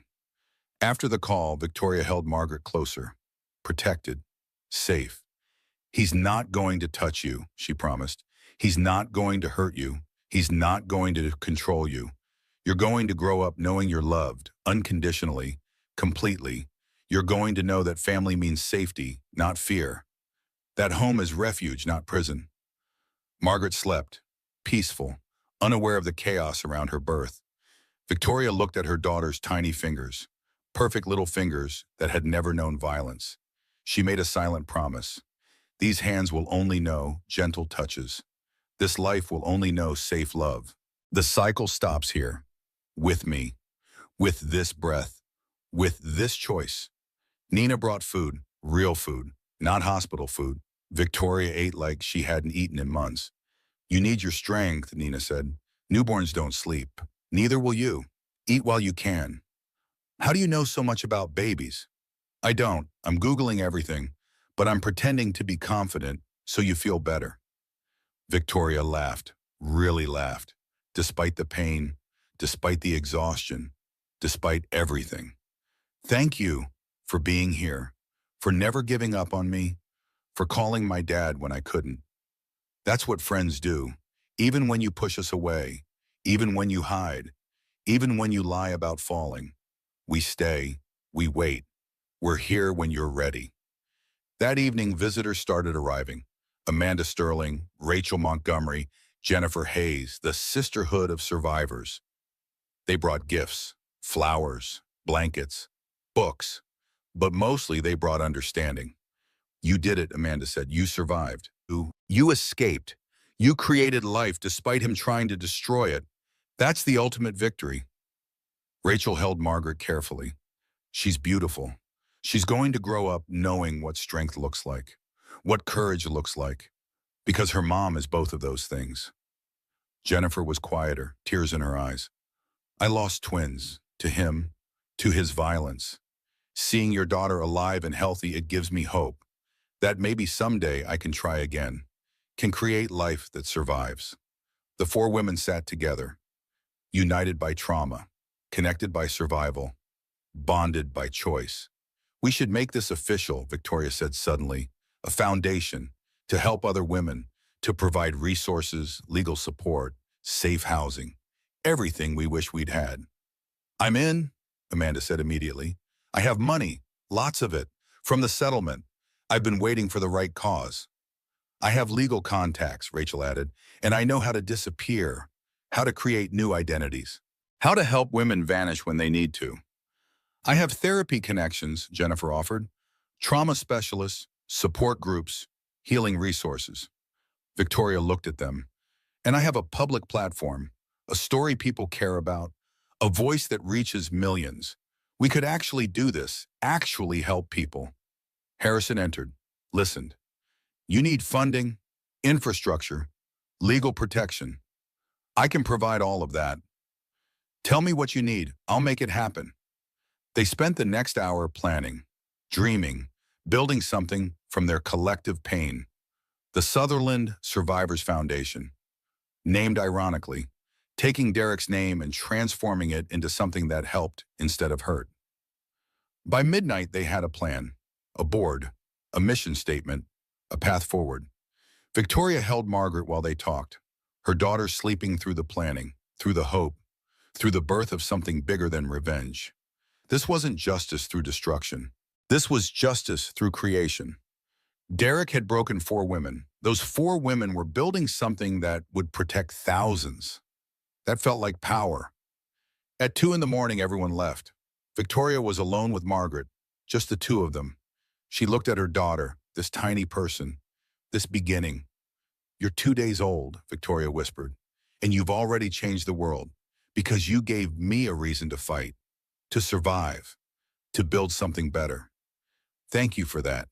Thank you for choosing to live when everything was trying to stop you. Margaret stirred, made tiny sounds, hungry. Victoria fed her, slowly, carefully, learning. Everything about motherhood was learning. How to hold her, how to feed her, how to comfort her, how to be enough. But Victoria was good at learning. She'd been learning survival for 5 years. Now she'd learn love. And unlike Derek's lessons, love's lessons felt like healing. 6 months passed. Margaret grew. Victoria healed. The foundation launched. Derek's trial date approached. 18 months after his arrest. 18 months of legal maneuvering. Delays, motions, appeals. But finally, justice was imminent. Victoria sat in the foundation office, their office. Midtown, donated space, filled with hope. Amanda ran operations, schedules, budgets, logistics, her business mind put to good use. Rachel handled legal, coordinating lawyers, filing paperwork, protecting women through the system. Jennifer managed therapy programs, support groups, healing circles, helping women process trauma. Victoria was the public face, the voice. The testimony, she did interviews, podcasts, speaking engagements, telling her story over and over. So other women knew they weren't alone. In 6 months, the foundation had helped 2,000 women leave abusive situations. 2,000 women safe, because 4 women survived. The math felt meaningful. Olivia Carter, Derek's former assistant, had joined the team. She brought something unexpected. I have information on 12 other men, Olivia said at a board meeting. Tech executives, finance guys. They operate like Derek did. Same pattern, same manipulation, same violence. I worked in these circles for years. I saw it everywhere. The foundation expanded. Not just Derek's victims. All victims. Every woman who needed help. They created resources, safety plans, legal templates, financial guides, everything a woman needed to escape safely. The work was exhausting, triggering, overwhelming, but purposeful. Victoria had spent 5 years being destroyed. Now she spent every day building, and building felt better than breaking. At home, Margaret thrived, 6 months old, crawling, laughing, growing. Harrison was a different grandfather than he'd been a father. Gentler, more present, more patient. Julian was the fun uncle, playing, teaching, protecting.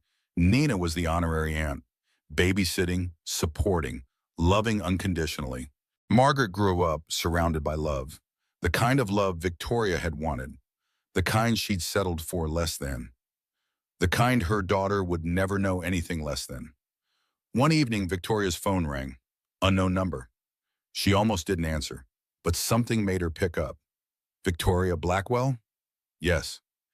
This is Rikers Island. You have a call from inmate Derek Sutherland. Will you accept? Victoria's chest tightened. Derek, calling from jail, awaiting trial.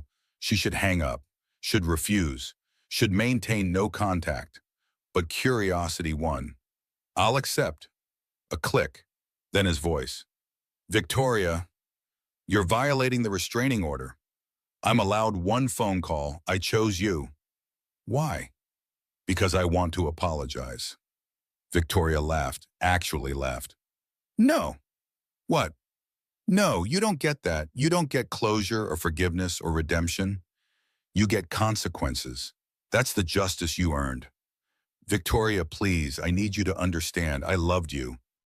You loved controlling me. There's a difference. I know the difference now. What about Margaret? She deserves to know her father. Her father? Victoria's voice hardened. You beat me while I was pregnant with her. You threatened to kill us both. You tried to destroy us before she was even born. You don't get to claim fatherhood. You lost that privilege the first time you raised your hand. The courts will give me visitation rights. I'm her biological father. The courts will see the same evidence everyone else did.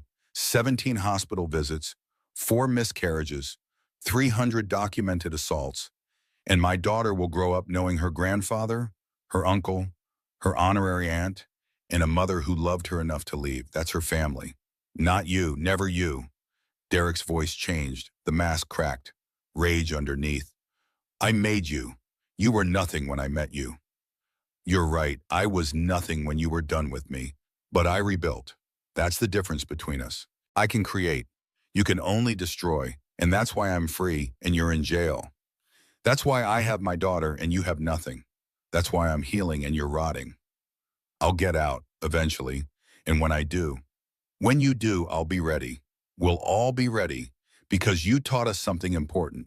You taught us we're stronger together than you ever were alone. So thank you for being so terrible that we had to become extraordinary. Victoria hung up, blocked the number, reported the violation to Shaw. Then she sat back, breathing, processing, surviving. Nina entered with Margaret. Hey, you okay?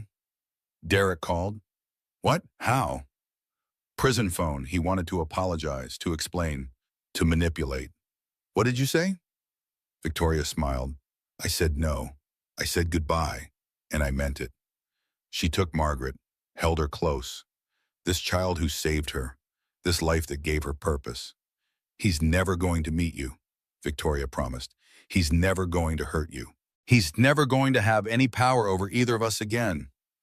Margaret babbled, happy sounds, unaware of the darkness she'd been protected from. 3 weeks later, the trial began. Victoria sat in the courtroom, front row, visible, present, unafraid. Derek sat at the defense table, thinner, paler.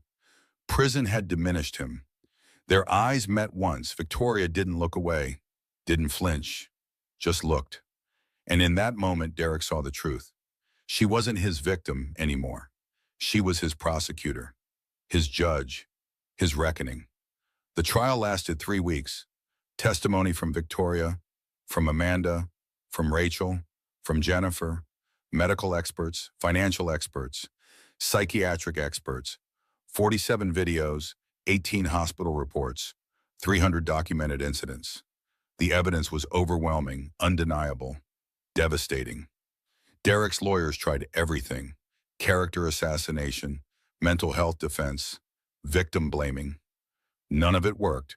The jury deliberated for 4 hours, returned with a verdict: guilty, all 17 counts, assault, battery, domestic violence, fraud, securities violations, witness intimidation. The judge sentenced him immediately, 15 years, federal prison, no parole eligibility for 10 years. Victoria watched Derek being led away, handcuffed, defeated, destroyed. She expected to feel satisfaction, victory, joy. Instead, she felt relief, just relief. It was over, really over. Not just the relationship, not just the abuse, but the fear, the waiting, the wondering when he'd come back. He couldn't come back, not for 10 years, maybe longer. By then, Margaret would be in middle school. Victoria would be 40, her life completely rebuilt. Derek would be a memory, a lesson, a story she told to help others, but not her present, not her future, just her past. Outside the courthouse, media swarmed. Victoria gave a statement. Today, justice was served, not just for me, for Amanda, Rachel, Jennifer, and all the women Derek Sutherland hurt. But this isn't about one man, it's about a system, about changing how we respond to domestic violence, about believing victims, about supporting survivors, about making sure this never happens again. She paused, looked directly at the cameras. To every woman watching who's in a similar situation, I see you, I believe you, it's not your fault. You deserve better, and there are people who will help. The Sutherland Survivors Foundation, National Domestic Violence Hotline, local shelters, resources exist. Use them. Please use them. Your life is worth saving. You are worth saving. The reporters erupted with questions, but Victoria walked away, toward Harrison's car, toward home, toward her daughter, toward her future. In the car, she exhaled, truly exhaled, released 5 years of held breath. How do you feel? Harrison asked. Victoria thought about it, really thought. Free for the first time in 6 years. Really free. Not just physically, not just legally, but mentally, emotionally, completely free. That's good. That's really good. And tired, so incredibly tired. Can we go home? Can I just hold my daughter and sleep for 12 hours? Absolutely. They drove home. Victoria walked in. Nina handed her Margaret. The baby smiled, big gummy smile, pure joy.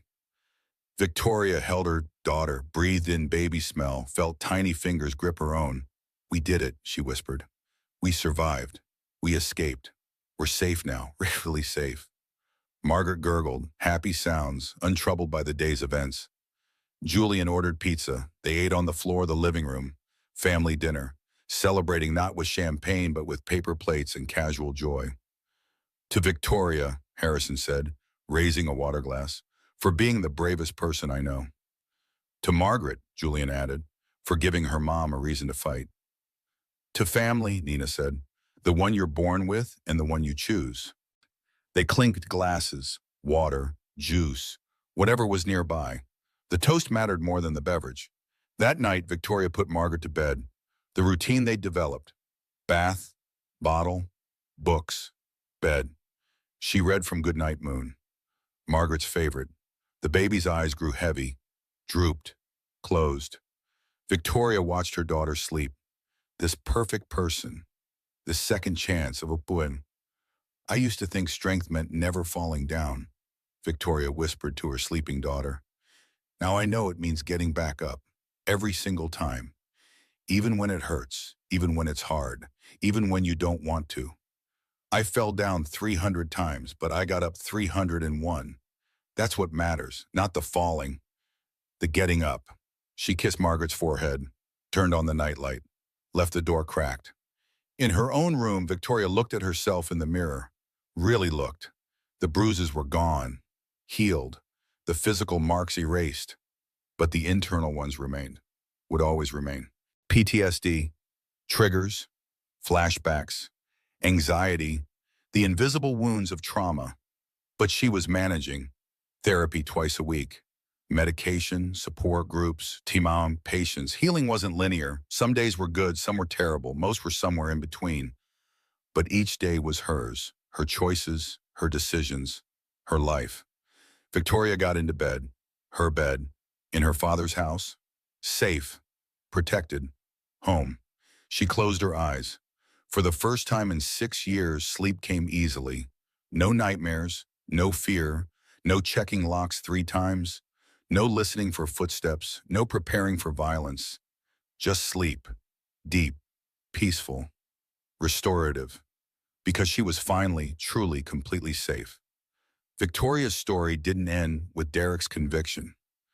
3 years later, the Sutherland Survivors Foundation has helped over 8,000 women escape domestic violence. They're still operating today, still saving lives, still proving that one person's courage can change thousands of futures. If this story resonated with you, if you saw yourself or someone you love in Victoria's journey, I'd really appreciate if you'd share it.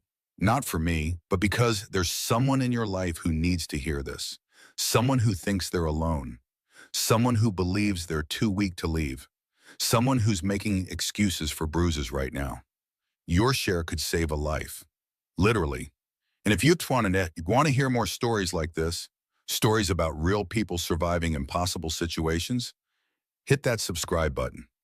Because courage deserves to be amplified. Survival deserves to be celebrated.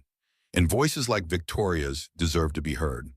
Drop a comment and tell me, what was the moment in this story that hit you hardest? Was it the restaurant scene? The courtroom? The birth? I read every single comment, and your words matter. If you or someone you know is experiencing domestic violence, please reach out.